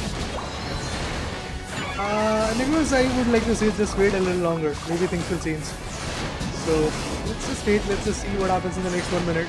It's going to be a very interesting 1 minute to talk about, to be honest, because we'll get to see a lot of sacking up scenario on the top lane. We'll get to see that Hoopa already sacking it off, because that hyperspace holds can once again help them a lot. Umbreon wants to go with the goal, but won't be able to do it because he sees that Hoopa or Swablues are also chasing them out of the equation. But now a complete stacked up situation is going to be there for the bottom lane. I would love to see how that approach is going to be beneficial, because the Griffin is already getting KO'd, so he won't be able to be effective enough. The Umbreon has to fall back. Oh, another set of 76. What is happening in the base lane goals? And we do see that Blaziken doing phenomenal job of getting few more goals. Another KO will be coming in. Hoopa about to get KO'd, but let's see what happens. Oh, we have Delphox now making an entry. This is done. This is done for Team Revenant Esports. Can't really go for those 400-500 goals coming in right now. And there will be a KO on Zoroark. Not just that, Tensai will be getting KO'd by the other EV, that is going to be the Leafeon, the Speedster. The KO streak will be there for Delphox, and it's done, guys. Revenant Esports is now out of the equation. It is going to be Team FS Esports who is going to be renowned as the team who is going to go straight up into the LAN arena. But Revenant, a hard-fought battle. But to be honest, that slip-off of Rayquaza in every single matchup costed them a lot. In every single match of the match number 2, be it the game 1, be it the game 2 or game 3. Every single time it was Team Revenant Esports who lost the advantage, who lost the momentum in the legendary pit. And due to that, it is going to be FS Esports who is going to go there straight up in the lower bracket round number 4, which battle will be there in the LAN arena. I really feel bad for Apple at this moment. Both the matches played on Zoroark found so much value. If you talk about previous match, it was like a 13 knockouts. This time it's 9 knockouts, but still couldn't cross that one margin of line that would have sealed the deal for them to qualify for the LAN. But we have finally got one more team who will be having the slot for the LAN, which will be happening in Delhi. But once again, FSC Sports, the comeback that they made just by securing the Rayquaza once again, it was a tremendous late game that came from their side. Specifically, Delphox instantly, with those fire spin, troubling the Zoroark, stunning him down, and probably also stopping all the players as much as possible with those fire blasts, pushing them away was one of the biggest moves. You can see the damage even Apple did. It's like 72,000, almost like I would say Berserk as well as Apple both have almost similar damages in the terms of the points as we see on the screen. Yeah, definitely. I mean, that is a situation where Team Revenant Esports was looking quite good. The amount of damages that they were trying to avail, the amount of pressure that they were trying to make was absolutely amazing. But in the later stages, as I would once again like to add on, that the Rayquaza advantage is where Team Revenant Esports lacks a lot. And that's exactly what happened in this matchup as well. There was no recovery. Kind of interesting for FS Esports' Berserk. And also remember, guys, when, if I'm not wrong, Zorak got KO'd at that point, and also when the Rayquaza advantage was stolen by the hands of FS Esports, at that point there was not even a single guy who was actually at level 14 or level 13 coming in from FS Esports. There was a serious level buff coming in from Revenant Esports, but still they lost. They still lost the control, they still got KO'd, and the Rings Unbound was absolutely phenomenal at that point, and due to that, yes, we do see a very impressive performance coming in from FS Esports. And now FS Esports, well, they are going to retain their title of being a LAN qualified team, and be it a situation of a winner's bracket or a loser's bracket, Team FS Esports is once again looking forward to fight against Forger Legacy if they are able to beat True Gravity in the later stages when the LAN is there on 18th, if I'm not wrong. Important dates, important matches upcoming for FS Esports as well. But still, if you just talk about the graph, Revenant, they had a superb control till the 8th minute until those scores start coming in from the side of FS Esports just after they secure those, I would say, the Rayquaza. Those big scores helped them so much in climbing the ladder and make it up to 642. But we'll have a look on the highlights of what happened. We'll have a small recap of this very match, because this was definitely a kind of roller coaster that every PU fan will be enjoying. Starting it off with Zoroark's beautiful KOs and the amount of value he was putting up on the table, trying to getting all those KOs, pushing FSC Sports so back in the game that it seemed to be that no, this is not the way that FSC Sports will be able to step in again and again. A very important match for both the teams. And eventually it was FS Esports. Look at their domination. Initially, I'm talking about Team Revenant Esports for now. I think their domination was there for the initial few, 10 minutes, for 8 minutes, 7 to 8 minutes to be honest. It was all over Team Revenant Esports. Every angle that we talk about, be the top lane or the mid lane or the legendary where the alternate swap were there, it was Team Revenant Esports. But all of a sudden, Delphox decided to go ham. And eventually with those fire spins and also the fireworks that were working, the unite being dumped, multiple units to be honest being dumped in the later stages in the final stretch, it was the particular team known as Team FS Esports who was able to be the best. But now, talking about the player of the game, it is going to be Berserk, who played Chandelier, and with that rating of 80 and eventually score of 100 that he was able to dump, 5 knockouts and 5 assists, and 72,000 is going to be the right amount of damage that he was able to dish out, was absolutely amazing. But if you talk about Berserk, yes, his speedster's approach was absolutely amazing, so I feel that Leafeon could have been very valuable from his corner as well. Every time, if you talk about FSC Sports, they were the ones to play in the late game, always trying to contradict every other move that's coming from the side of Revenant, specifically in the final stretch fight. I don't know why, but Revenant seems to be lost in the final stretch fight, because when you knew that FSC Sports, they will be focusing on Rayquaza, they could not manage to get the KOs on the right time, and eventually everybody hopped in and found the value that they wanted. That's the result of why FS Esports, they are in this stage, why they have qualified for the next round, while Revenant Yeah. will be just walking away from this tournament. Another big blow towards their side, because it seems we are seeing big names being swept away. It was SATL at first, then we are seeing Yeah. Revenant now. I really hope that we don't see FS going out from this kind of tournament in the upcoming rounds, because there's still a long way to go before the grand finals. The lower bracket round 4, then the lower bracket finals, then we'll be going to the grand finals in the very stage. But now we will be taking a very short break, and we will be coming up with the last and the final BO3 series onto the other side. So stay with us and keep supporting.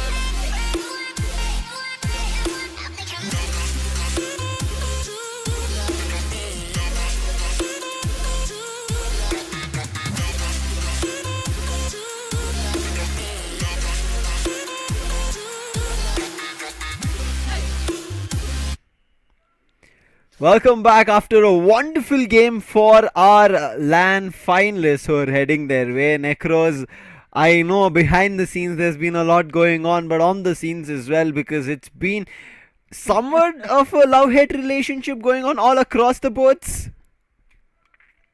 I don't want to say anything, I Raider and I, we just had a conversation and it was something Guys, I that don't know what he's speaking about. I don't Okay? want to spill the tea at this point. I have no context, but I'll give you context in terms of what's happened right now as we'll jump over to the brackets.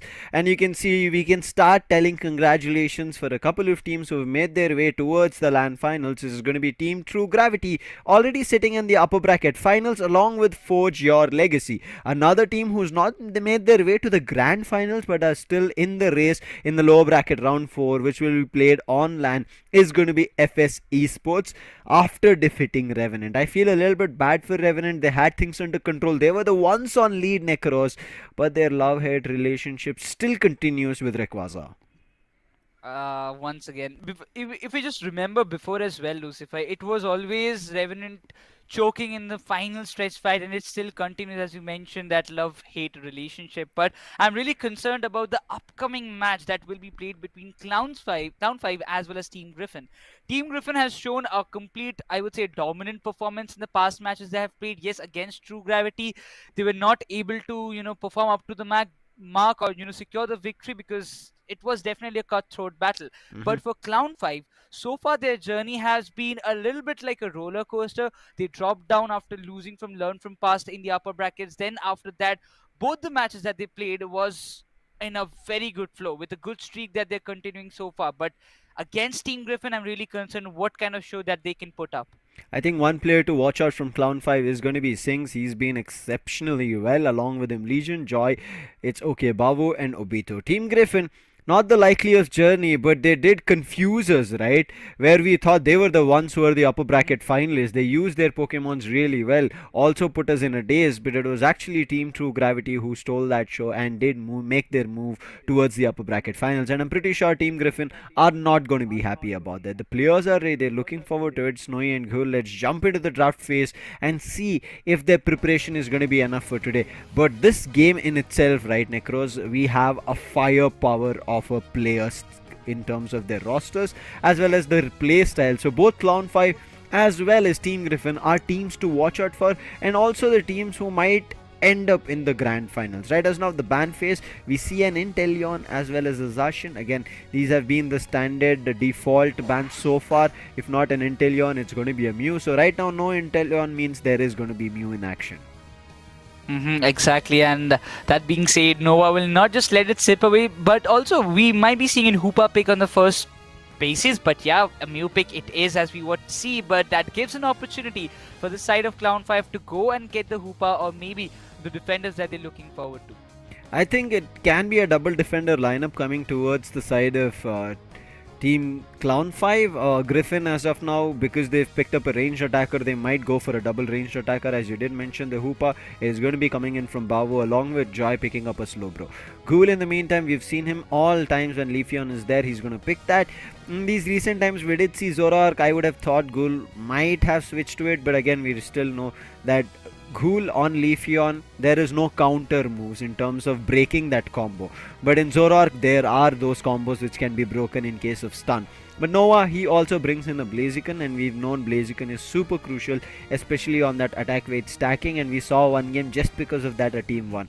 Now, can that happen or not? We are going to wait and watch. The next two picks coming in is going to be Obito. As I did mention, it should be a double defender composition coming in from Clown5. They bring in a Lapras, and then there is Pikachu. Pikachu did work out. We did see Vixion picking it out from Gravity, so I think this is going to be a wise choice as well, as we'd see it today coming in from none other than Clown5. That being said, also we see Snowy and Mikey going for that Umbreon, and the Clefable pick should be there, and the final two picks have already arrived, but looking forward to see what Sings will be picking this time, because he has been very much dominant on the Leafeon. I mean, so far in the India Open 2023, he's having that most number of KOs in a single match, that is 24 in his name. But that being said, Sings will be going with that Venusaur, it seems, and we will be just going, trying for the secures with that Solar Beam and maybe the Giga Drain, the Sludge Bomb or the Giga Drain. Let's see what he's just going with that. I think it should be a Petal Dance coming through because there's the Maybe. rapid fire scarf as well. Let's see how it works out. We finally see the attack weight coming in from Ghoul on none other than Leafeon, but there's no stack build coming in from Blaziken on Snowy. Snowy says he doesn't need it. I'm just looking at the other player Pokemon choices as well in terms of the held items. Doesn't seem to be a stack coming through at all in its entirety for the side of Clown 5. Let's see how this functions as of now. I did already mention Sinks is going to be a player to watch out, but with a Pikachu also coming in, another player and a Pokemon to watch out, especially on the movesets. Recent times we are seeing not the Electro Ball or the Wall Tackle being used. They're going in for those Thunders. I hope it works out really well because Thunder also does damage and stun the Pokemon, make their movement speed also slow. So that's something to trouble people as of now, and I thought a double range attacker would be the way to go for the side of Griffin, but they decide to have all the roles of Pokemon Unite in their fray, and let's see how it functions. Now no stacking coming through other than Cool, so it is going to be very interesting. And Snowy, he loves to play aggressive. Let's see if he's going to be assisted or supported because of his aggressiveness.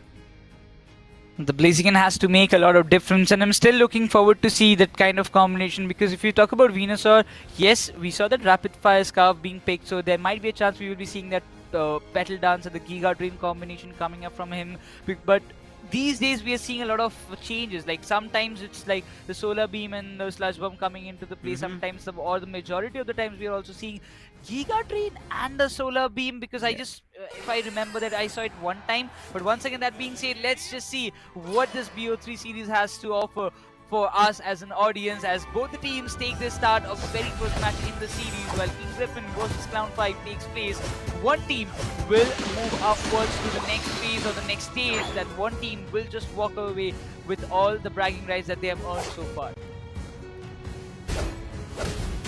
Mid path, it's going to be the Torchic to evolve to Blaziken, but there's an intervention. It does not go for his steal from that Hoopa as of now. Snowy comfortably does take it, but his evolution to level 4 might be put under trouble. But as of now, Babu is just chasing him in that mid path. On the other end, the Bulbasaur as of now without any trouble should be evolving to Ivysaur.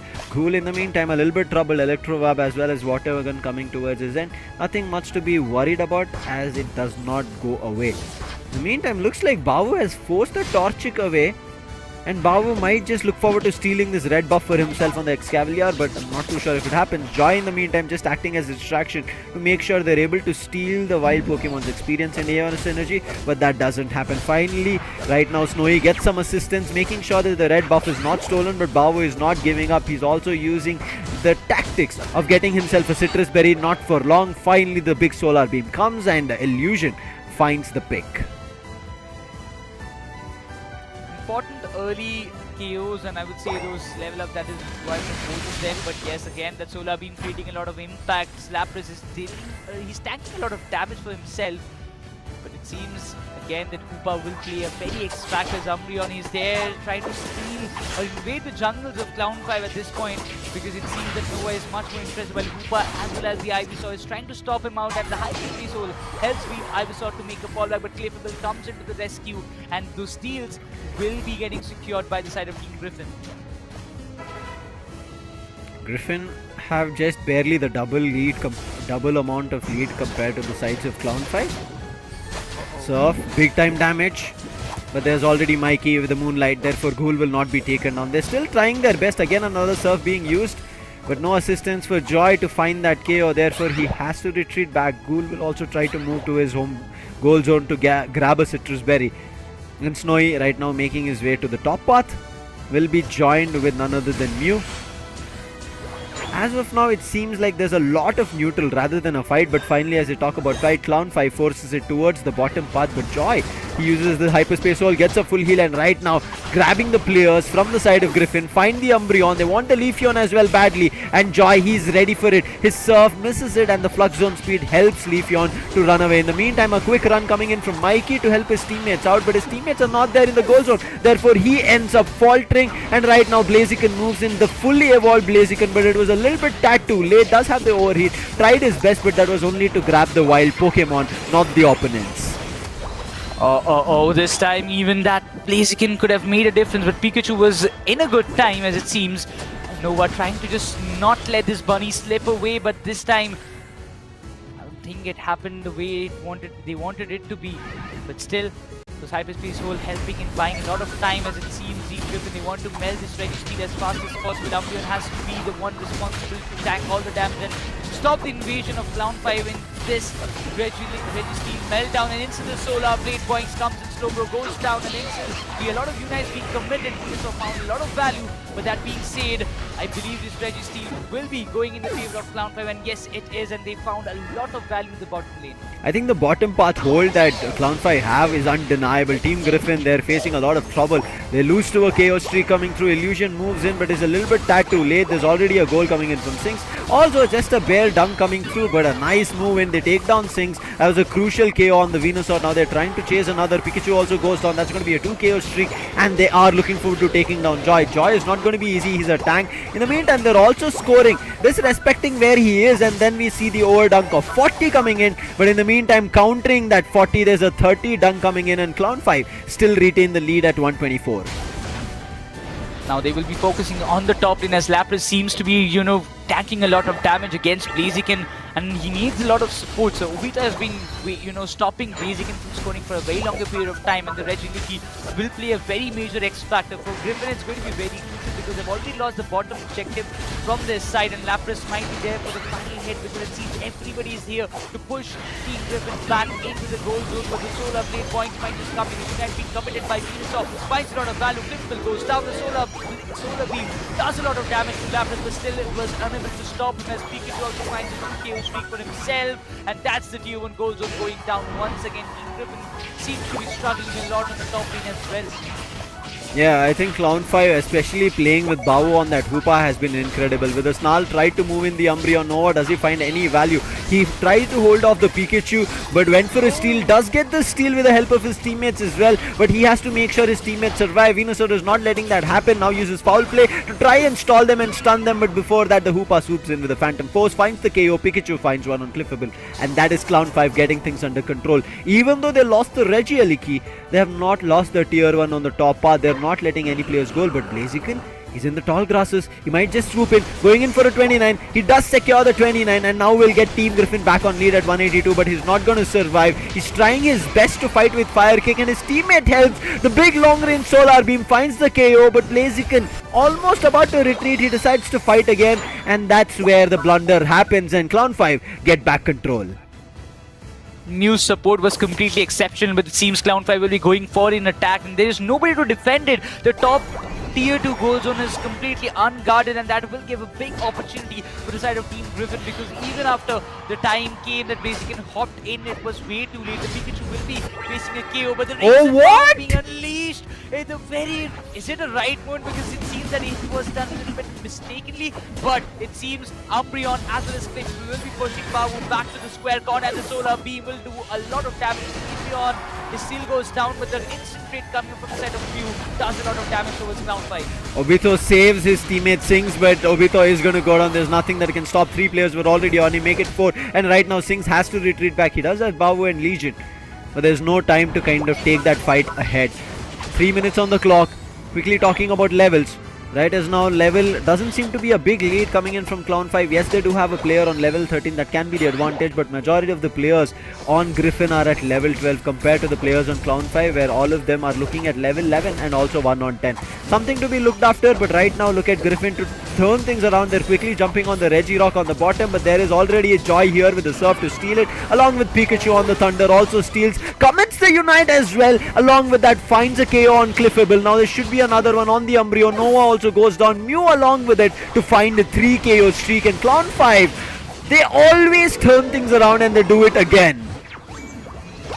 Pushing Team Griffin to the limits, and look at the scores, it's not stopping at all. Hoopa also gets the hyperspace, will be going back to his home base, but at this point trapping and stacking on a single player one at a time. Blaziken is completely helpless at this point. It seems Clown5, the lead they were waiting for is just in their case. Look at the level up, level 14. Venusaur is the real threat at this point. Still, if we talk about Team Griffin, they have 3 Pokemons on level 13. Exactly. That should make a good difference at the final stretch, but if that can happen, they have to be very, very much dependent on this Rayquaza fight. They have to be, but they also have to find a way to take down that Venusaur. Its Verdant Anger has been doing a lot of FT damage along with Petal Dance and Giga Drain. Right as now, Nova again still leading the charge. Ghoul hiding in the tall grasses at the bottom. In the meantime, holding the top tier 1 as a stronghold, Obito is waiting with 47 in case somebody comes to score. But the fight has been initiated. Rings on bound are out and Lapras Express to trap the Blaziken. Blaziken still trying to survive. Caught in the tall grasses. Backs off with the help of Mikey. And Illusion is here. He's not used his Mystical Mirage. In the meantime, Noah, he's also not used his Unite. Right as now, Griffin saving all their Unites. 2 Unites already been used by Clown 5. Finally, the slow beam coming in. They drag it, but can they find one? Yes, they isolate the Blaziken, now trying to take down on Nova, but Joy goes down in turn along with Pikachu. That's going to be a 2 KO streak. Verdant Anchor forced to be used, but the steal comes in from you, making sure they confirm it. Hyperspace Hole saves Sings right as of now, but the Rayquaza shield has gone in favor of Griffin, and Griffin will find a way to score the hundreds coming through, looking unstoppable. But there's still a chase coming in from Sings to break that shield down. To counter that 100, there is going to be a 60 scored, but the shields are still alive, so Griffin should be pushing close to north of 500.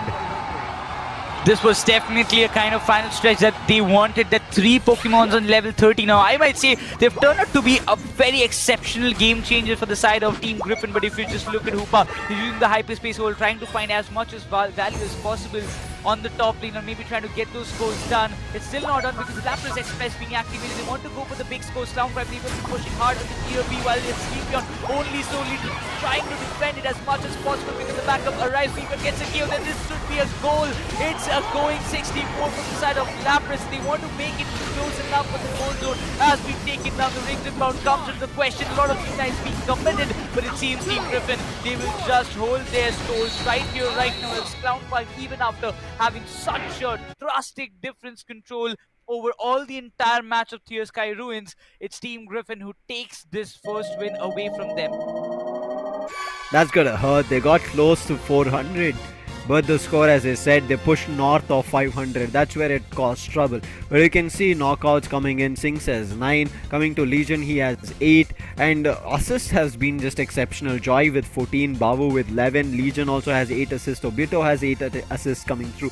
On the other end, Griffin, it's all of them kind of keeping their calm rather than kind of having multiple fights. And especially, I think Clown 5 kind of tracking on Snowy, using the slow beam from Joy and using their Unite super early. That's where I think Griffin got control of things. Griffin dodged all of those Unites in the early game. Yes, Snowy got connected with the slow beam from Joy, but Ghoul and everybody else moved in from the backlines. Moonlight Prance as well coming in, and Illusions, I think Unite usage along with Solar Beams or Electro Ball was just exceptional to find those last hits and secures, and that's where Griffin took advantage of things, whereas Clown 5 started losing their squishy Pokemons, especially when Ghoul made a move from the back ends to invade the backline. Legion and Sings were instantly taken down. If Legion and Sings survived, maybe this game could have still been favorable for Clown 5. Damage output, as you can see towards the end, Snowy just capitalized 78,000, Illusion as well 64. Ghoul has been fantastic with 78, and Mikey, his fantastic healing to save Snowy in the early final stretch fight, and then towards the end, maybe he did not save, but he saved his teammates from going down, especially Nova, right? Nova used his Moonlight Prance, was a little bit lower, but then got back into the game. However, I think Clown 5 had an exceptional start, a great game till 8-minute mark. Well, a little bit of a fumble at the final stretch, and Griffin take it home. You just can't make any errors, that too in front of those experienced players when you have it. But I have to give a lot of credits or brags to the side of Clown 5 for putting so much efforts and pushing Team Griffin to their limits in the entirety of the game, not allowing Goal or Illusion or anybody of them to just do whatever they feel like. Because if you see, every time we were seeing the players, specifically the Blaziken and Umbreon, if you talk about Leafeon getting KO'd, it was only because every time Clown 5 was there, was stacking on a single player, making sure that that one player doesn't slip away from that KO scenario. But once again, talking about the graph, it was all over like a 50-50 kind of battle. Both of them were contesting very hard till the Rayquaza fight came in. We'll quickly talk about how Ghoul played. As you can see, he did have the attack weight, but it did not work out great, and that's the reason he was playing a tad bit slower. Yes, initially we did even see him getting KO'd as well, but great stuff being played, and Griffin, I think, acted on their tippy toes, were quick to react and also play a little proactive. On the other end, moving to Clown5, as you can see, consistent scores coming in from every player. Joy played phenomenally, and I think on the slow bro was the true front line that they needed. Caused trouble throughout the entire 10 minutes, and you could see the bottom path was the strongest for the side of Clown5. Even though there was pacifying retaliation coming through, but it was not enough for them to kind of control the bottom path. And even the top path, as you can see, even though they were getting closer to get things under control, they were making small mistakes because of which players were going down. But I think here is where, towards this last 3-minute mark, a little bit of an overextension happened from both the ends. But this last fight, all of them jumping in, popping their unites off, that's where things went a little bit too hard, and especially Ghoul coming in from the backlines, as you can see, Mew taking the last hit. That's where it worked out in favor of Griffin. Now Griffin have done that previously as well. We remember Griffin have taken the first game, but after that True Gravity were able to trouble them, and such is a team as Clown5. They have shown their dominance in that 8 minutes, but it was the final stretch, and final stretch has not been easy or supportive for any team. Therefore you have to play smart, and Ghoul played smart at the last fight. That's the reason he's going to be the player of the game here with Leafeon. 7 knockouts, 2 assists, 86 rating coming through, along with 78,000 damage. Exactly, and that's how, the difference was made in the very final fight. Even though there was not much of control for the side of Team Griffin, that could have been told by just the stats that we saw. The amount of KOs was not equals to how much Clown5 pulled off, but what always matters is how you win the match. So already we can just see in this BO3 series, Team Griffin does have a 1-0 lead, but have to give credits, because if the Leafeon again falls in the hand of Ghoul for the next match, which I really believe it will not be allowed by the side of Team Clown5, because they will be having the first pick this time. So if that happens, I really wonder what Ghoul is going to make, or how much value can Ghoul come up with. Because yes, if anyhow another Pokemon it can be, I would be expecting another Speedster, maybe a Zoroark on Ghoul. I think Ghoul so far has been just playing these speedsters, especially the Leafeon. It has been a standard pick coming in from his end. However, things can change right as of now, because sides are also going to switch, so there can be chances of Clown5 coming back. And Clown5, I think, in the Pokemon Unite India Open 2023 circuit so far, especially once they were forced to the lower bracket, they have been a decimating team. Any opponent in front of them, they've been crushing them without giving them a chance to come back. I think they've been sending them back to nurse joys, that they eventually ended up even complaining to Officer Jenny here, but it was not enough Necros. But this time, finally, something in terms of a competition that Clown5 had to go through. Their game did not work through, and right now they have to figure out, can they get a comeback chance? Because Griffin, I'm pretty sure, as we spoke about it earlier, right, them getting pushed down to this lower bracket, I'm pretty sure they did not anticipate of how that final stretch fight that they lost. And this time it was again the final stretch. They got the last hit because of the Mew, and it was the basic attack, boosted basic attack, which connected with none other than Rayquaza, and from there they got the Rayquaza shields. Now they have played and won that first game here in the best of 3, so they do have a point lead to close the series out in a 2-0 fashion. But I'm pretty sure Clown5 will not let them walk away so easily, and we spoke about it. Clown5 are going to be super aggressive. If they showed us that they have control till the 8-minute mark here in Pokemon Unite Thea Sky Ruins, this time they'll try to push it all the way to 10 minutes. Exactly, and almost like pushing, and one of the most experienced team in the lobby, that is to Griffin, pushing them to the limits and forcing them to depend on the Rayquaza to win it, was exceptionally well. But this draft phase will determine a lot of things, as it seems that Team Griffin, they will be banning the Zacian from their end, and it seems the same ban will be coming up from the side of Clown5 as well. They will be sticking with the Inteleon ban, and we will be seeing both of these Pokemon out of the equation. But talking about the first pick, I'm still expecting a Mew to come up from the side of Clown5. Ban's done. Inteleon out of the picture. The first pick, super crucial. Is it going to be again a Mew? Yes, Legion picks it up, making sure that Griffin do not get a chance. And now I want to see what Illusion makes choice of. I'm pretty sure there should be the Venusaur still coming in, because that's the only Venusaur which will be available.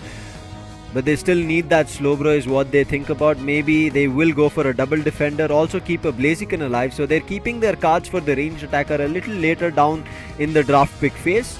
On the other end, Bavu coming in this time not with a Hoopa, he's going to be playing on Cliffable. Clown 5, the Hoopa was very good, but it did not work towards the end. Joy, he comes in. It's going to be Lapras again. Lapras expressed to see. Previously, he was not playing the Lapras. It was his teammate, Obito. This time, however, maybe for his teammate itself. Let's move on to the next two picks coming in from Griffin. Very important and the picks to watch out for, because what is Ghol going to pick? Mikey goes with the Blissey goals. Has taken the Venusaur, but it seems that it might get changed in the later stages. Maybe, maybe not. That all depends. But if you talk about Obito, he has gone with the Blasters, and it sings he's taken an Uchi. Oh, Changed. There's going to be the Delphox coming in. Still waiting for the last ranged attacker pick. Snowy is a little bit confused. First thought about a Glacier, and then he's like, wait, we still have a Zora Arc which can do damage, and on the other end they do not have any Zora Arc as such. But Snowy is a little bit confused. I think he wants to go Icy Wind Glaceon. Obito this time playing, or Obito picking up this Buzzwole for one of his teammates. I want to see how it works out. I'm not too sure if Obito will give it to anybody. I think Obito will be playing the Buzzwole. Joy will stick on to the defender because that's his role on the other end as well in this preparation phase. There is no change for Griffin. The choices that they made is the choices that they're going to stick into. And we spoke about the Venusaur. The Venusaur is going to be there. I think because this time looking at the held items, it should be a Venusaur, not going to be a Petal Dance. Might be a Giga Drain or a Poison, that we'll wait and watch out, but we'll quickly talk about stacks here. Necros, attack weight stack coming in from Illusion and nobody else on the side of Clown 5, on the side of Griffin. Coming to Clown 5, it is going to be Obito, the only person with the stack as well, but there are going to be two energy amplifiers, one on Sings, on the Delphox, and Venusaur having one as such as well. Now this is definitely going to be a battle for the long range attack, as it seems a Solar Beam against a Solar Beam, and again those Fire Blast and those Rapid Spin, the Fire Spin might just be a good counter towards Blaziken or maybe any other, but it seems the Glaceon has to do a lot of damage this time. And Snowy, he has taken this responsibility upon his shoulder. A very important match for both the teams, because if Team Griffin wins it, they will be walking up on the next stage of this lower brackets, but if they lose it, we will be moving forward to a decider. But for the side of Team Clown 5, once again Lucifer, we have seen a lot more comebacks in today's day, so it can also be that same scenario once again. Clown 5 have never done a comeback. Clown 5 have had their games clean swept in their favor. This time they have to go through a comeback. They have to get 2 games on a streak in their favor. Players are ready. We are ready to go ahead. Let's see where it works out. Majority of both the teams have ejects, one on either end of an X speed. Ready are the teams. Griffin as well as Clown 5 fighting it out for that one last chance to continue this action of Pokemon Unite in the LAN. Who takes that stage? Clown 5 or Griffin? Battle starts.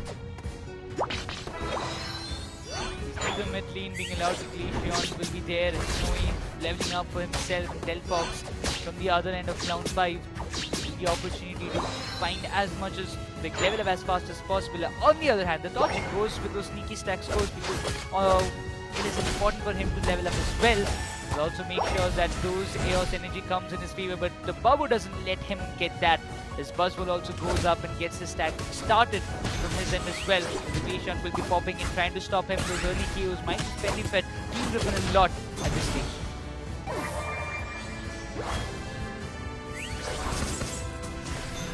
Let's see this fight towards Snowy. He has evolved Icy Wind on the ready. He used it already once, but Sings on level 5 is out. Will-O-Wisp, great hit coming through, but still because the level difference is of just 1, it's not going to be finding an easy KO for now.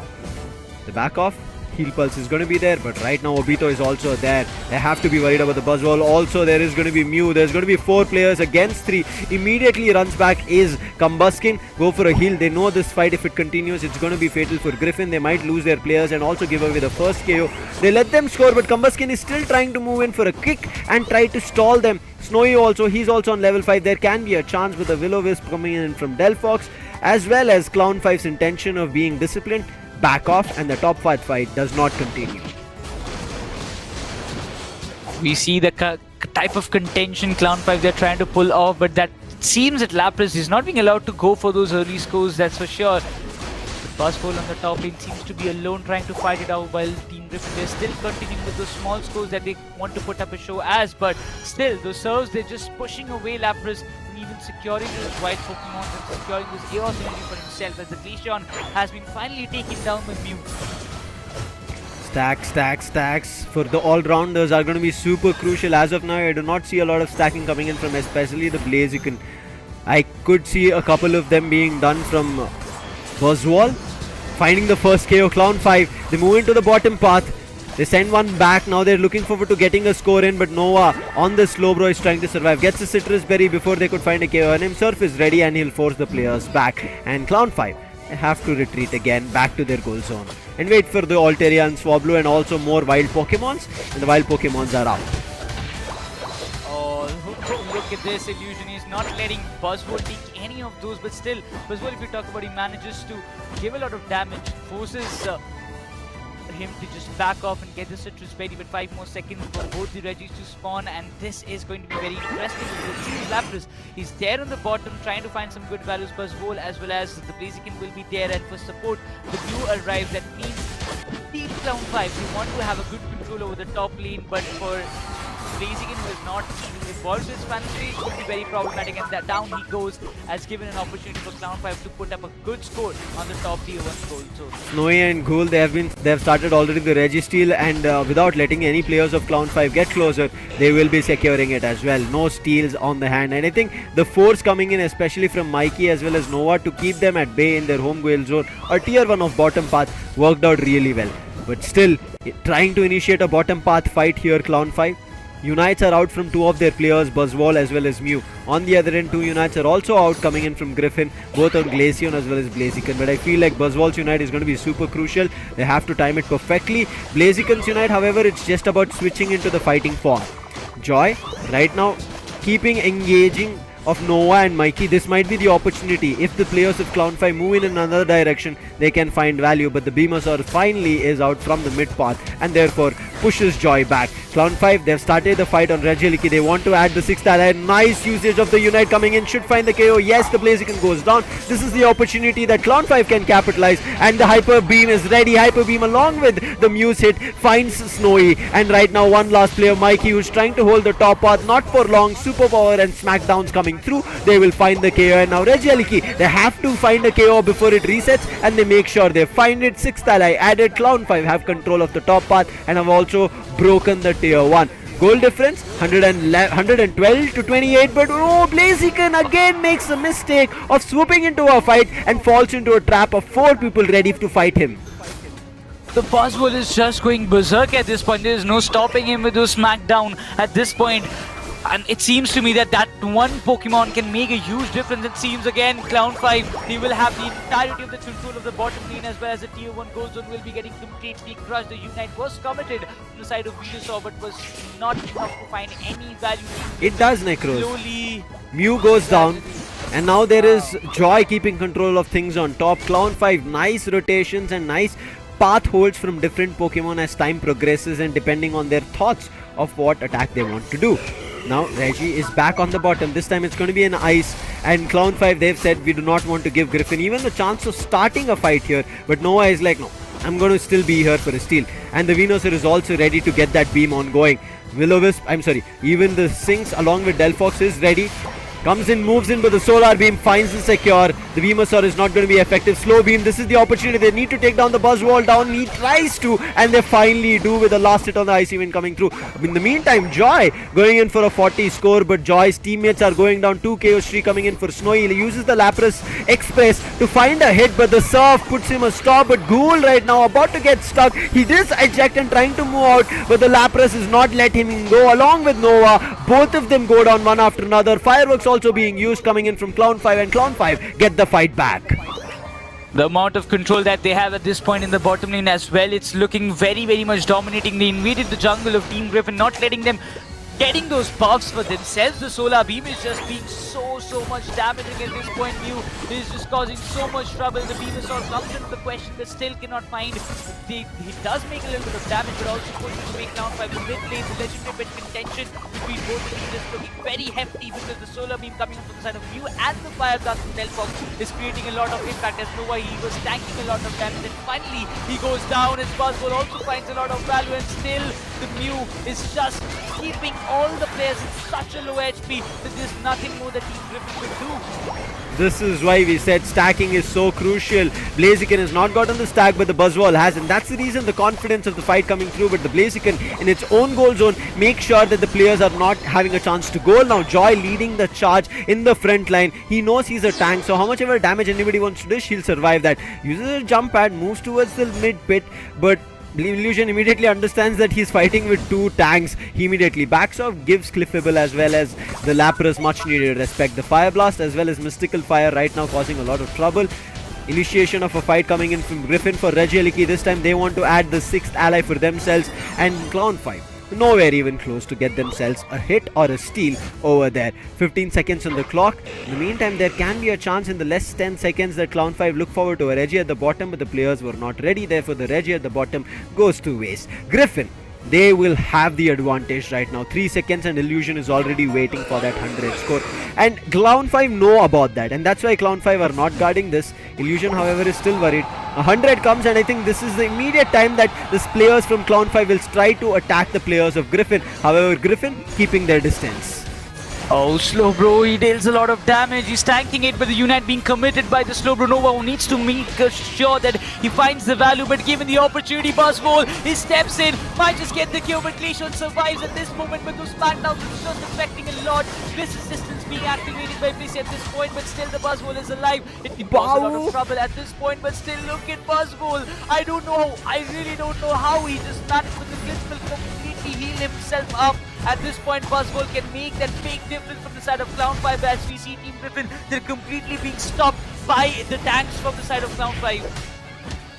Overheat coming through. Obito is super low this time. Babu is not near him. They should find the KO. Uses superpower. Help coming in with the poison. And Ghoul helps Blaziken to find a KO on Obito. That's the Buzzwole down. Right now the scoreline 242-72. Going in for a 22 dunk. Does not still give Griffin the lead. Griffin still have time on the clock. 50 seconds. They either need to find the Rayquaza or go for a lot more score. But their scoring can only be done in the base goal zone as well as the bottom tiers. In the meantime, Clown5 keeping their distance. Beams coming in from both the ends. Glaceon this time goes for a score of a 44, and finally Griffin take away the lead. In the meantime, Clown5 decide, I think Griffin are not going to give us the fight that we want, and that's the reason they start trying to drain Rayquaza. In the meantime, they're also trying to chase the Venusaur away, making sure the beam is not available for a steal. But Mikey E is also ready with his egg bombs. Obito again trying to move in. Blaziken is going to try and cause trouble. Joy given the responsibility to try and force everybody out. Rayquaza super low right now, going in for the last hit. It should be the sides of Clown5. They do secure it because the players were not close. Icy Wind tried its best, but it's not going to be enough coming in from Snowy. Joy is the last surviving player, and this 100 at the nth moment secures Clown5's victory. If Griffin were able to hold a second earlier, I think Griffin could have clean swept this victory, and Clown5 on the verge of a comeback. And you saw Obito, how crucial he was even in that last fight. Got a 4 KO streak for Griffin to make its move to victory. And to make Clown5 its move to victory and push Griffin down to an equalizer.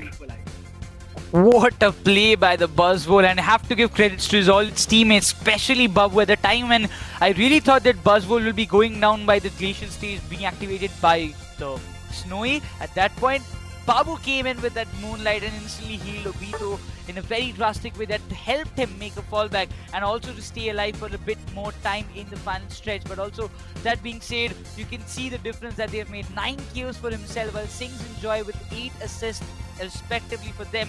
They have put up a great show. Even Legion putting up a great show with 9 assists from his end. A lot of damage is being done by the Solar Beam, and that created many problems for Griffin to even go for those attacking approach. But Illusion, the way he was suppressed by the players of Clown5, not allowed to get those stacks completed, made a huge difference in this game. Quickly talking about the stats as of now.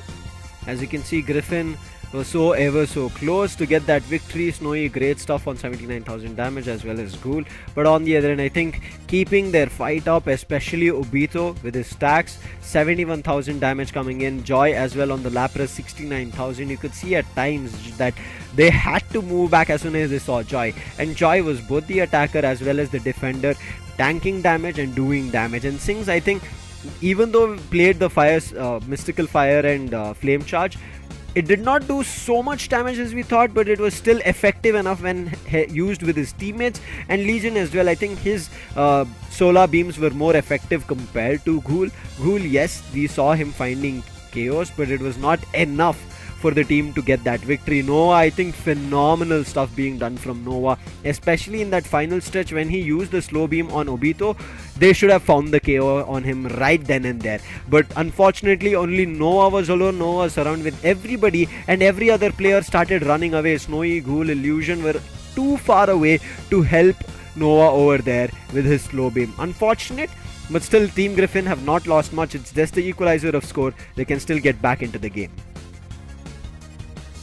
But that being said, Lucifer, I believe the Team Griffin, they do have a good insight of what Team Clown 5 is capable of. I mean, stopping your big Pokemons or the crucial ones at the right moment. Also completely this time, as you mentioned just before the second match started, that Clown 5, they had pulled so great fights till the first 8 minutes of the first match of this BO3 series, and in the final stretch they just fumbled, and that's gave that opportunity for Team Griffin to make a comeback. But this time it was all Clown 5 completely obliterating the entirety of the match. Not even a single chance was given for Griffin to make a comeback in the terms of chaos. Talking about scoring, as you can see, this is where I spoke about stacks. Got the 2 stacks in the 2 minute, he was ready. In the 2 to 4 minute mark, got his 3rd stack, and 4 to 6 minute mark, he got his 4th stack as well. I think after having 4 stacks, you could see he was ever so ready to take any head-on fights. And Team Griffin, that's what they were worried about. Every time, who was swooping in, it was the Buzzwall. And compared to what Blaziken had, it was only 1 stack. And by the time they moved to the 4th and 6th minute mark, it was just the 2nd stack. And I think that's where Griffin had a little bit of a trouble. Again, Griffin, nothing much to be worried about. This can still get back into the game. Buzzwall, Obito, his intentions were super clear. It's either the Venusaur that he's going to target or the Glaceon. And I think majority of the times he was always finding Glaceon. Once he did use the Unite on Blaziken, which was super crucial because Blaziken was trying to do the overheat damage, but as soon as he got Blaziken, you saw he got Glaceon as well, and along with Glaceon got Blissey as well. So Obito, phenomenal stuff on making sure who his target Pokemon is to reach out to and find a KO on. Every time we were seeing that Cloud were having a push towards one side, but this fight, definitely this point, I really thought that Obito will be going down no matter what. But that's MVP Babu over there. He's finally able to put him to the rest, but this final strike, the final stretch of the Rayquaza fight was definitely worth watching because the amount of, I would say, effort being put up by both the teams was really phenomenal. But Clown 5 were definitely on the top, and no doubt, no cap, Obito is going to be the player of the game. Has to be. 85 rating, 85 score, 9 knockouts, 5 assists. But it's all about the fights that he took and the damage he dealt. 71,000 damage coming through. Now again, this is the reason that we spoke about it. Even in the last final stretch you saw, as soon as he saw Glaceon, he immediately used his Swole Swarm on him, united, and then just jumped. Look forward to finding a KO. Yes, there were counters. Many other players also jumped in. Even the Blissey came in. Egg Bomb started to annoy him. And then you saw Bavo also swooped in. He's like, hey, you guys are ganging up. I also have my teammates. And then everybody started moving in, ganged up, made sure that Obito survived. And Obito, before going down, did even find a KO. And that's what tells us, right? Very well played were the players of Clown 5. I think their communication in this game especially was just on point, even in the final stretch. And as we mentioned, right, last time they were able to pull it off till the 8-minute mark. This time they said they'll go all in, and they did. They found KOs, put everybody down. Obito himself got a 4 KO streak coming towards to the end. Snowy tried his best. I think he got 2 KO streaks 2 times. But again, it's not a solo game coming through, right? With Obito, there was Joy as well, who was helping out, making sure that he tanks up the damage and is not always responsible to KO. And from the backlines, there always that Mew. And we have talked about beams coming through, and especially Mew, which has been a very crucial Pokemon in the recent times. Exactly. That so solar beams always affects in a very very heavy, deals a very heavy damage towards the opponents. When in a comparison, I would say the Venusaur came into the question to find maybe an alternative or a kind of substitute for the Muse solar beams, but it was not enough to bring down the Pokemons of Clown Five. I mean, they were dealing damage, but most of the times the Venusaur or I would say the Venusaur was not able to find a lot of value as compared to what Mew was doing. Game's done. It's time for the last and the final game to decide who our fourth LAN contestant is going to be. Two teams are sitting in the upper bracket finals. Now, two teams are going to make their way to lower bracket round 4.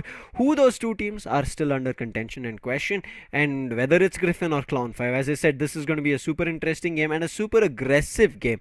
So, I'm still wondering who has the likeliest of chances. I think, especially after that previous game, both Clown 5 as well as Griffin, they're not out of the race. Even Griffin gave a fight till the end. I think it was just basis on their roles of the Pokemons that they picked. The double range attacker was good, but I think in terms of synergy and sync, that's where I think there was a little bit of an issue. Therefore, Griffin were unable to keep control of things. However, towards the end, even though they got their synergy back in, it was all Obito. I think he annoyed the hell out of the players of Griffin. So now Griffin will look forward to doing something different on Obito. And if Obito sticks to the Buzzwall or any other all-rounder, he can still cause a lot of trouble, Necros.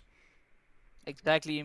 After seeing that kind of performance, I would just suggest Obito to play on all-rounder rather than playing on defender. I mean, the amount of value he can convert being on Buzzwole, just imagine if he just goes on with Buzzwole once again. It can be a big threat because already in both the matches we can see if there is a percentage bar between both the teams of which team actually dominated the most, it will be Clown 5 no matter what we just say, because first match almost like 80% of the match was completely dominated by Clown 5. The final stretch, it was a little fumble. That's why Griffin were managed to, get that win in their favor. Second match, it was 100% domination coming in from the side of Clown 5, as it seemed to me, because there was no margin of errors coming from their end to even give a small loophole to the side of Team Griffin to make or capitalize on it. In the third match, it can also turn out to be in the same way, just by seeing one of the most experienced players facing so much trouble in front of the new lads. It's just telling us that the new upcoming players, they have got so many things to show us. I think it's always about that. It's all about evolution, right? Even in Pokemon, that's how it is about. In case your Pokemons do evolve, it has better stats. That's how Pokemon in general has, I think, over the decades made its journey. Whether you have been a Pokemon fanatic who's been watching it from series, or you've gotten into different various titles of Pokemon, whether it be even the card games coming through. So I think stats, yes, in terms of being an evolved Pokemon has better, but we have still seen, especially for the people who have watched series, we've seen that Pokemons who have not evolved also still have better stats. That's because of the training that the trainers put them through, and also the level that they have may make it a high level Pokemon. And I think that's all about that.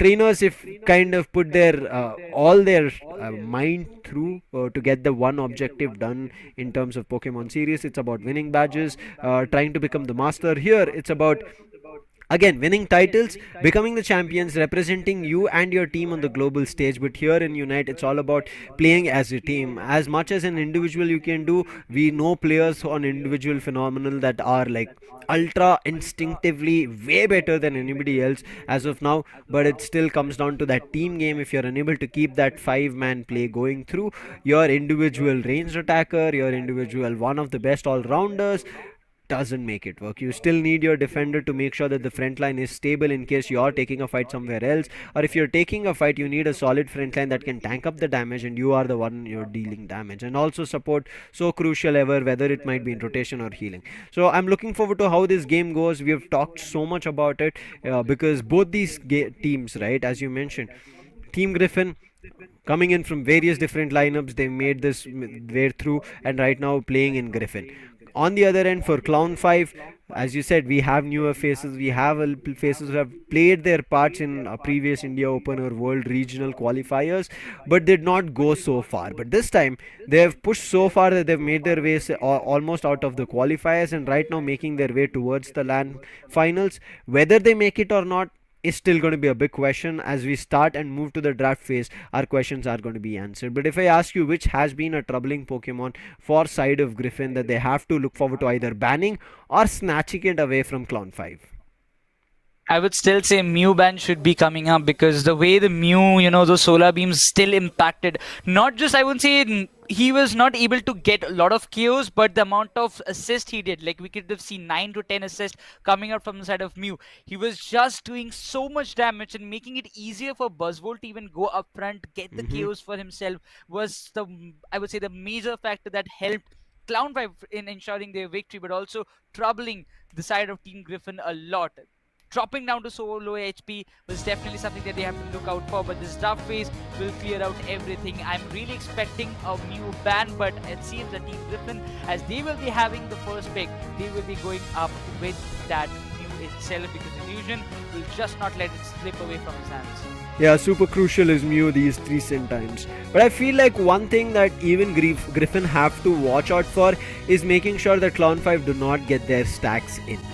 That's where I've always looked forward to, especially in this India Open. Any team that doesn't get their stack in, that team is about to lose that game. Whether it's the series, whether it's that one particular game, I've seen it throughout, and it feels like stacking is going to be crucial.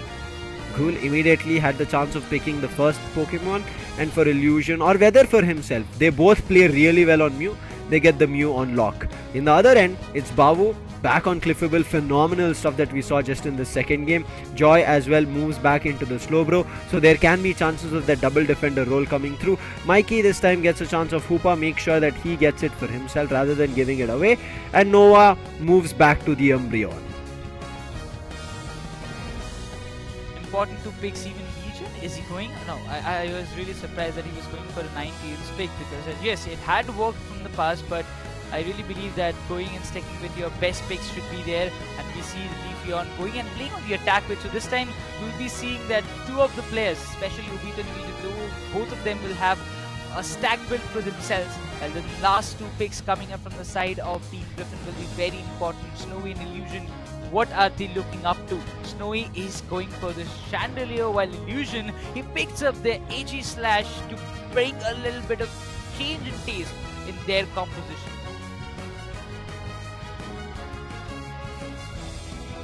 Final picks done. Sings comes in with none other than the Venusaur. The first game also it was the same, this time is also going to be the same. But Snowy, he's made the change. I'm really liking the play writers now as he's moved to Chandelier. Illusion, he gets back the Mew for himself. Ghoul will play on Aegislash. I remember him playing on this Aegislash against True Gravity as well. I think the game was super close, so they can again do that. Double defender is what I thought for Clown 5. It doesn't seem to be the case. They bring a speedster in as Legion decides to play on Leafeon and Ghoul doesn't. Quick change, it is going to be Sings who plays on the Leafeon, and Legion takes up none other than Venusaur. Quickly talking about stacks, there's a 2 stacking Pokemon coming in from Obito as well as Sings on Buzzwole as well as Leafeon. On the other end, it doesn't seem to be that anybody wanted to have any stacks for the side of Griffin. Griffin from the get-go can just fight, put down their damage, and especially what I spoke about, not letting players from Clown 5 get their stacks in. Very important match, and probably the decider one at this point. Looking forward to see how Sings this time will be causing trouble for the side of Team Griffin, because I mean, I am again getting that kind of replay on my mind of Sings and Leafeon, 24 KOs. It all comes up in the right place. So if that again happens, because we see Obito and Buzzwole, Sings and Leafeon, I really wonder what Team Griffin is preparing for, because if it goes all right for Team Clown 5, this can be one of the biggest nightmares that Team Griffin might have to face. Time for the last and final battle. Again, this is not the grand finals, but the final battle to decide who is going to be heading towards the LAN, getting themselves a ticket. Previously we had 4 teams, now we are looking out for the last team here in 2023.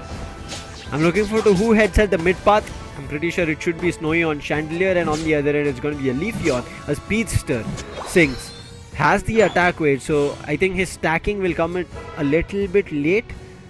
Let's see how it kind of functions as of now. Even Obito needs his stack following with Bavu, gets a 6 AOS energy. Stacking is still going to be possible, but the big boosted attack coming in from Illusion is going to cause trouble. He'll get the first stack in, but I'm a little bit worried if he can back off at the right time, making use of the tall grasses. Again, the boosted attack coming through. Obito might not survive. Heal Pulse, barely trying to heal him. Mikey comes in with a hit and confirms the first KO here for Team Griffin.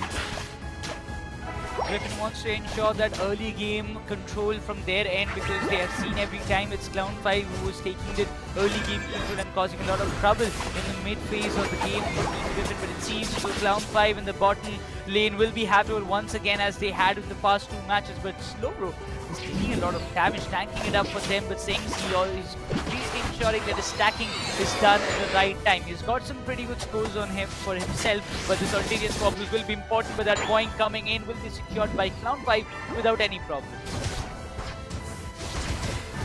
Start of the game, Griffin might not be under control or winning it, but might not be winning in terms of goals, but seems to be that they are in control of things. Bavu, thankfully, he's evolved to the Cliffable, will be able to heal himself. Now Obito wants to charge up. He just got his single stack. In the meantime, Leafeon has not even gotten a single stack through. Something to yet watch out for. On the other end, Griffin have no stacks at all. All they have to concentrate on is evolving and leveling up. Legion gets his last bunny hit, but Noah wanted to try and steal. That doesn't happen. 8 minute, we are going to see the center, Altaria and Swablu. It's going to be the side of Griffin who are swarming in. Bavu just makes a crossover through the tall grasses. He does spot a player, but in the meantime a bottom path fight happening. Seeing that it's only one player with a duo blade, that's cool. Immediately Noah swoops in, trying to get a hit. Joy backs off as soon as he sees Noah coming in, and then there's Mikey as well. Seems to be trouble, and Joy does go down. Seems like Bavu is also going to go down. Yes, that's going to be 2 KO streaks coming in and gives that Chandelier to fully evolve. Solar Boing still being tried, but it's not going to be enough. And the decision of Clown5 to go for a bottom path push to get a chance to score fails, and Griffin are the ones who counter and get a 59 goal secure for themselves. Duoblade just missed his score just by maybe a 0.1 second. I don't know what happened, but eventually again the Voltairean Swabus will be getting secured by the players of Team Griffin this time. Maybe the N1 just Edgeslash got it for his name, but both the Regis being spawned in just 9 more seconds. Even Ivysaur is still yet to active his Solar Beam if he's looking for that, but it seems Nova and all they push back. They're waiting for the right moment to strike, and the Solar Beam comes alive from the side of Venusaur. Have to find a lot of value alongside this touch bomb, but a lot of scores being done by Clown5 on the top lane, completely destroying the tier 1 goal zone on the top. Reggie time, and it is Clown5 taking the top Reggie. Want to add a 6th member to the team. Griffin in the meantime taking the bottom Reggie in their favor. They've already destroyed the tier 1 here on Griffin's end. Therefore Clown5 will be happy to try and push it to the tier 2, but I don't think that's going to happen. In the meantime, Griffin get themselves the bottom Reggie and want to destroy this tier 1 of Clown5. But it seems to be a little bit impossible because all the players have gathered here. All the 5 players from Clown5. So it is going to be a team fight in case it happens. Ends up Griffin being disciplined and backing off. In the meantime, it looks like invading is the way to go, and Griffin might be in trouble. They let the Regieleki go, and therefore right now scoring might become easier. In the meantime, right now immediate jump in coming in, especially from the Aegislash works out. Along with the Muse help, they find 2 players out, send them back to Nurse Joy, and might even find the third. And yes, a 2 KO streak coming in from Mew confirms the 3rd KO. Slowbro also just continues with those small scores in the bottom lane, but we can see Griffin pushing towards the tier 1 goal zone of Clown5. We can see a complete stack push happening, ganging up at this moment. Will be committing a lot of units in this very area. Umbreon finds the value, he finds the buzz hold down, but that doesn't matter. Mew comes up with a 4 KO streak, and instantly the tier 1 goal zone will be crushed by the side of Team Griffin, as this battle seems to be in a very equalized way. But Mew, he doesn't want to let Slowbro slip away from his hands and finds the KO at the very last moment, as we see the Venusaur getting involved. 160 to 159 difference is not at all big, just 1 goal away. Clown5 right at the edge of their seat, Griffin on the edge of their seat. Who's going to win? Sludge Bomb to hold the players back, not get closer to the tall grasses, and Mikey keeps himself at bay. Right now, both the Regis are going to almost spawn at the same second because Griffin as well as Clown5 took the first Regi alternatively on top and bottom. This time, however, it seems to be different. Griffin are ready to take this Regi again, but Clown5 want to try and snatch it away. Big solar beam hits on Joy. Joy still doesn't give away his position. He still stands strong, waiting for the players to move in. But Griffin seems like they know there's something that's brewing in. There might be players still waiting around.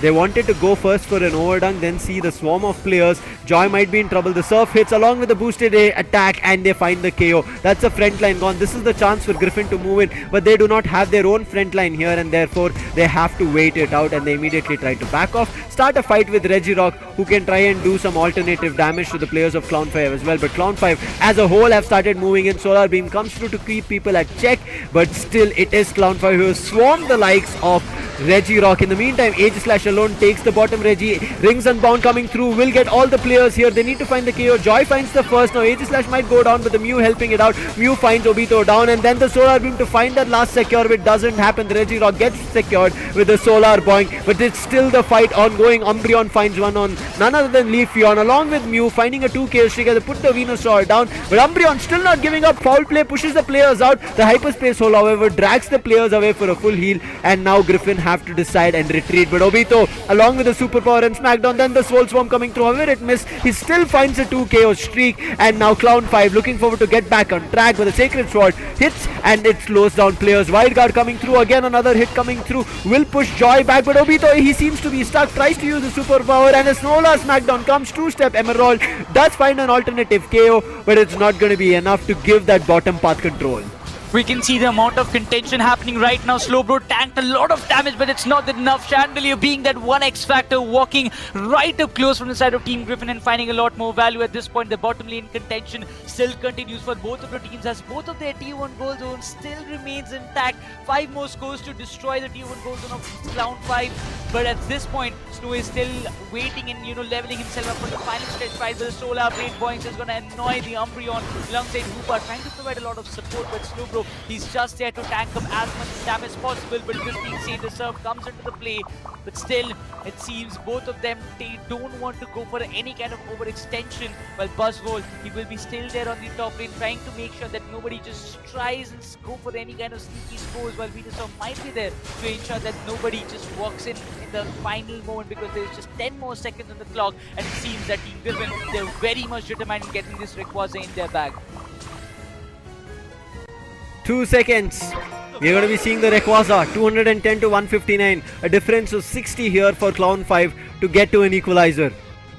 It's going to be a neutral for now. Unites alive for everybody, but level 14. One on Leafeon, one on Chandelier. Chandelier has been super crucial. Big solar beams from both the ends. Does find connection and keep the players at bay. Nova uses the Hyperspace Hole. Will get himself a full heal, but all the players are clustered towards the bottom. It is Legion, who is a little bit north on top of the top path. Therefore, he has an advantage to sneak in behind enemy lines, and he's trying to do the same thing. Obito in time already has started a little bit of a fight with Rayquaza just to drag attention of the players of Griffin. Cause some trouble, but a big 50 is what he's going in for a score. Sings might be able to do it, but the Imprison connects and the overheat then to do damage, making sure that the 100 does not get scored. Griffin will still keep things under check.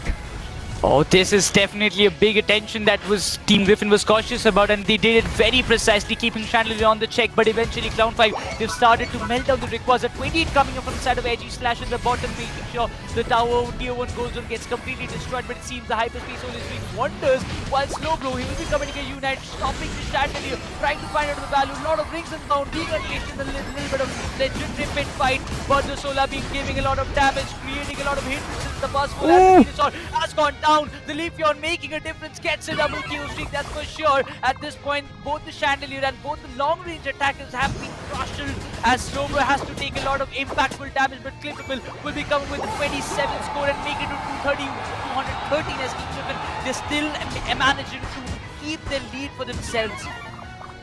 20 seconds on the clock. This is going to be a super crucial battle. Yes, Clown5 have not yet gotten closer, but in the meantime, Babu still trying to cause some trouble. Puts another 6, grabs another 5, will push it to 220, but I don't think it's going to be enough. He's still trying to secure the 5th, but it's not going to happen. 3 players had swarmed him, and right as now, Legion is here. He has 28 AOS energy, but his teammates are not close to boost that goal scoring speed. So Griffin get themselves to that last spot for the land ticket.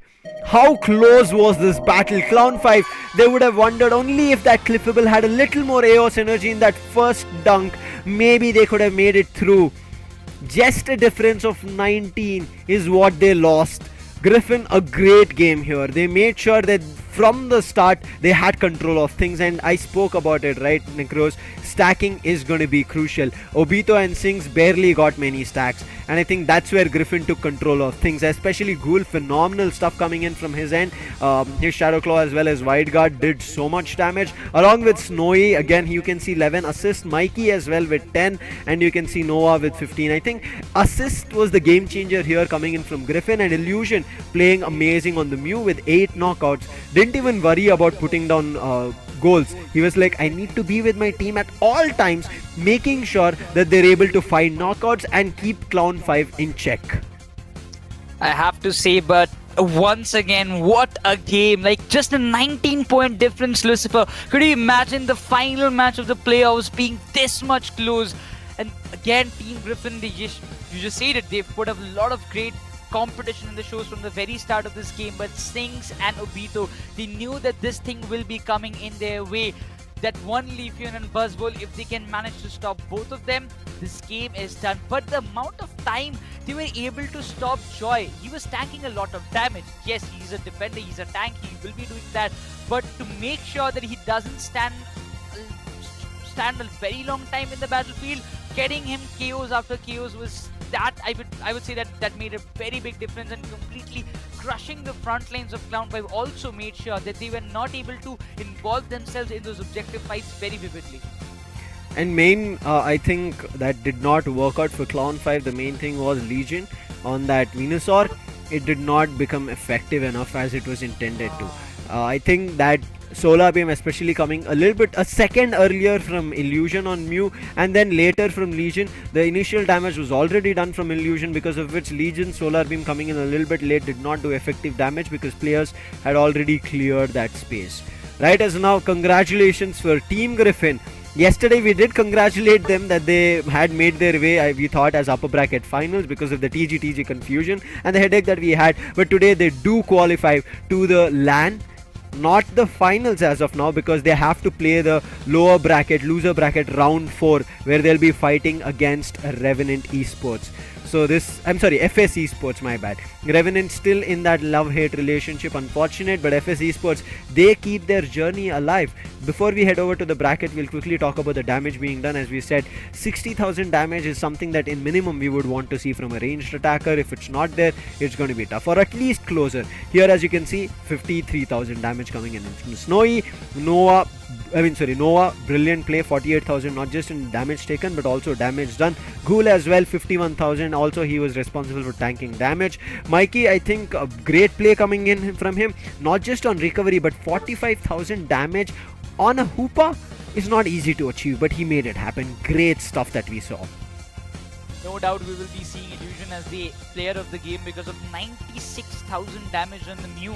I mean, we saw more than 1 lakh damage on Mew many more times in this entire India Open so far now. But being that being said, we can just have a view over the graph that we are seeing right now, because Griffin, they had a huge jump. We can see the amount of control that they had till the 6th minute. They had already made a difference by securing both the objectives. One time it was Regilock, one time it was Regidiki. Same goes for Clown 5 as well, but the goals getting scored and the amount of time that was being capitalized, they were focusing on one lane at a time, that I believe made a big difference in the overall score. But yes, that being said, Snowy, he was very much prominent with that chandelier.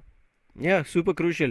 Even when that 100 was about to be dunked, if he was not there towards the top part tier 2, that 100 would have been dunked, and Griffin's chances of qualifying would have looked dicey that time. So Snowy, great stuff being done. We spoke about him. He's going to be aggressive. He was there with his teammates, and especially I think it was his moveset of Imprison itself. That is the reasons player, even though they were there trying to take a fight, they were unable to, because as soon as they were stuck in prison, none of their movesets worked. They could only move around, and as soon as they got out of it is when they were able to use their moves, and that's where Snowy took control of things for himself and his teammates. Now coming into the game, I feel like it was that bottom path fight itself that Clown 5 multiple times attempted.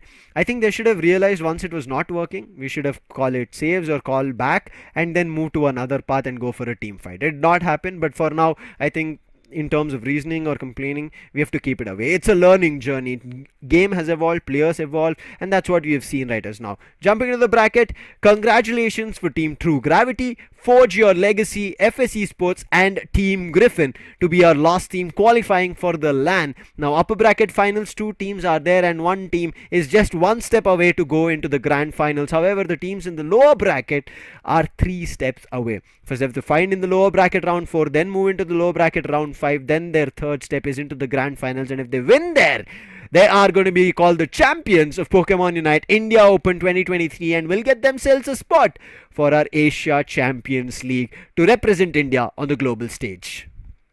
Big things coming up for all the 4 teams, but the one thing that also shows us that out of these 4 teams, only one team who was invited out of those SATUL and FS Esports, they still remain in the competition. But the new teams, that is Team Griffin and True Gravity, I won't say new teams because they do have very experienced play for themselves, but so far the journey for all the new upcoming players and the new teams have been great. Especially I would like to say about Clown5, the way they had came up this far to the lower bracket round 3, challenging all the one of the best teams in India and proving themselves that they're just not that far away. They are here.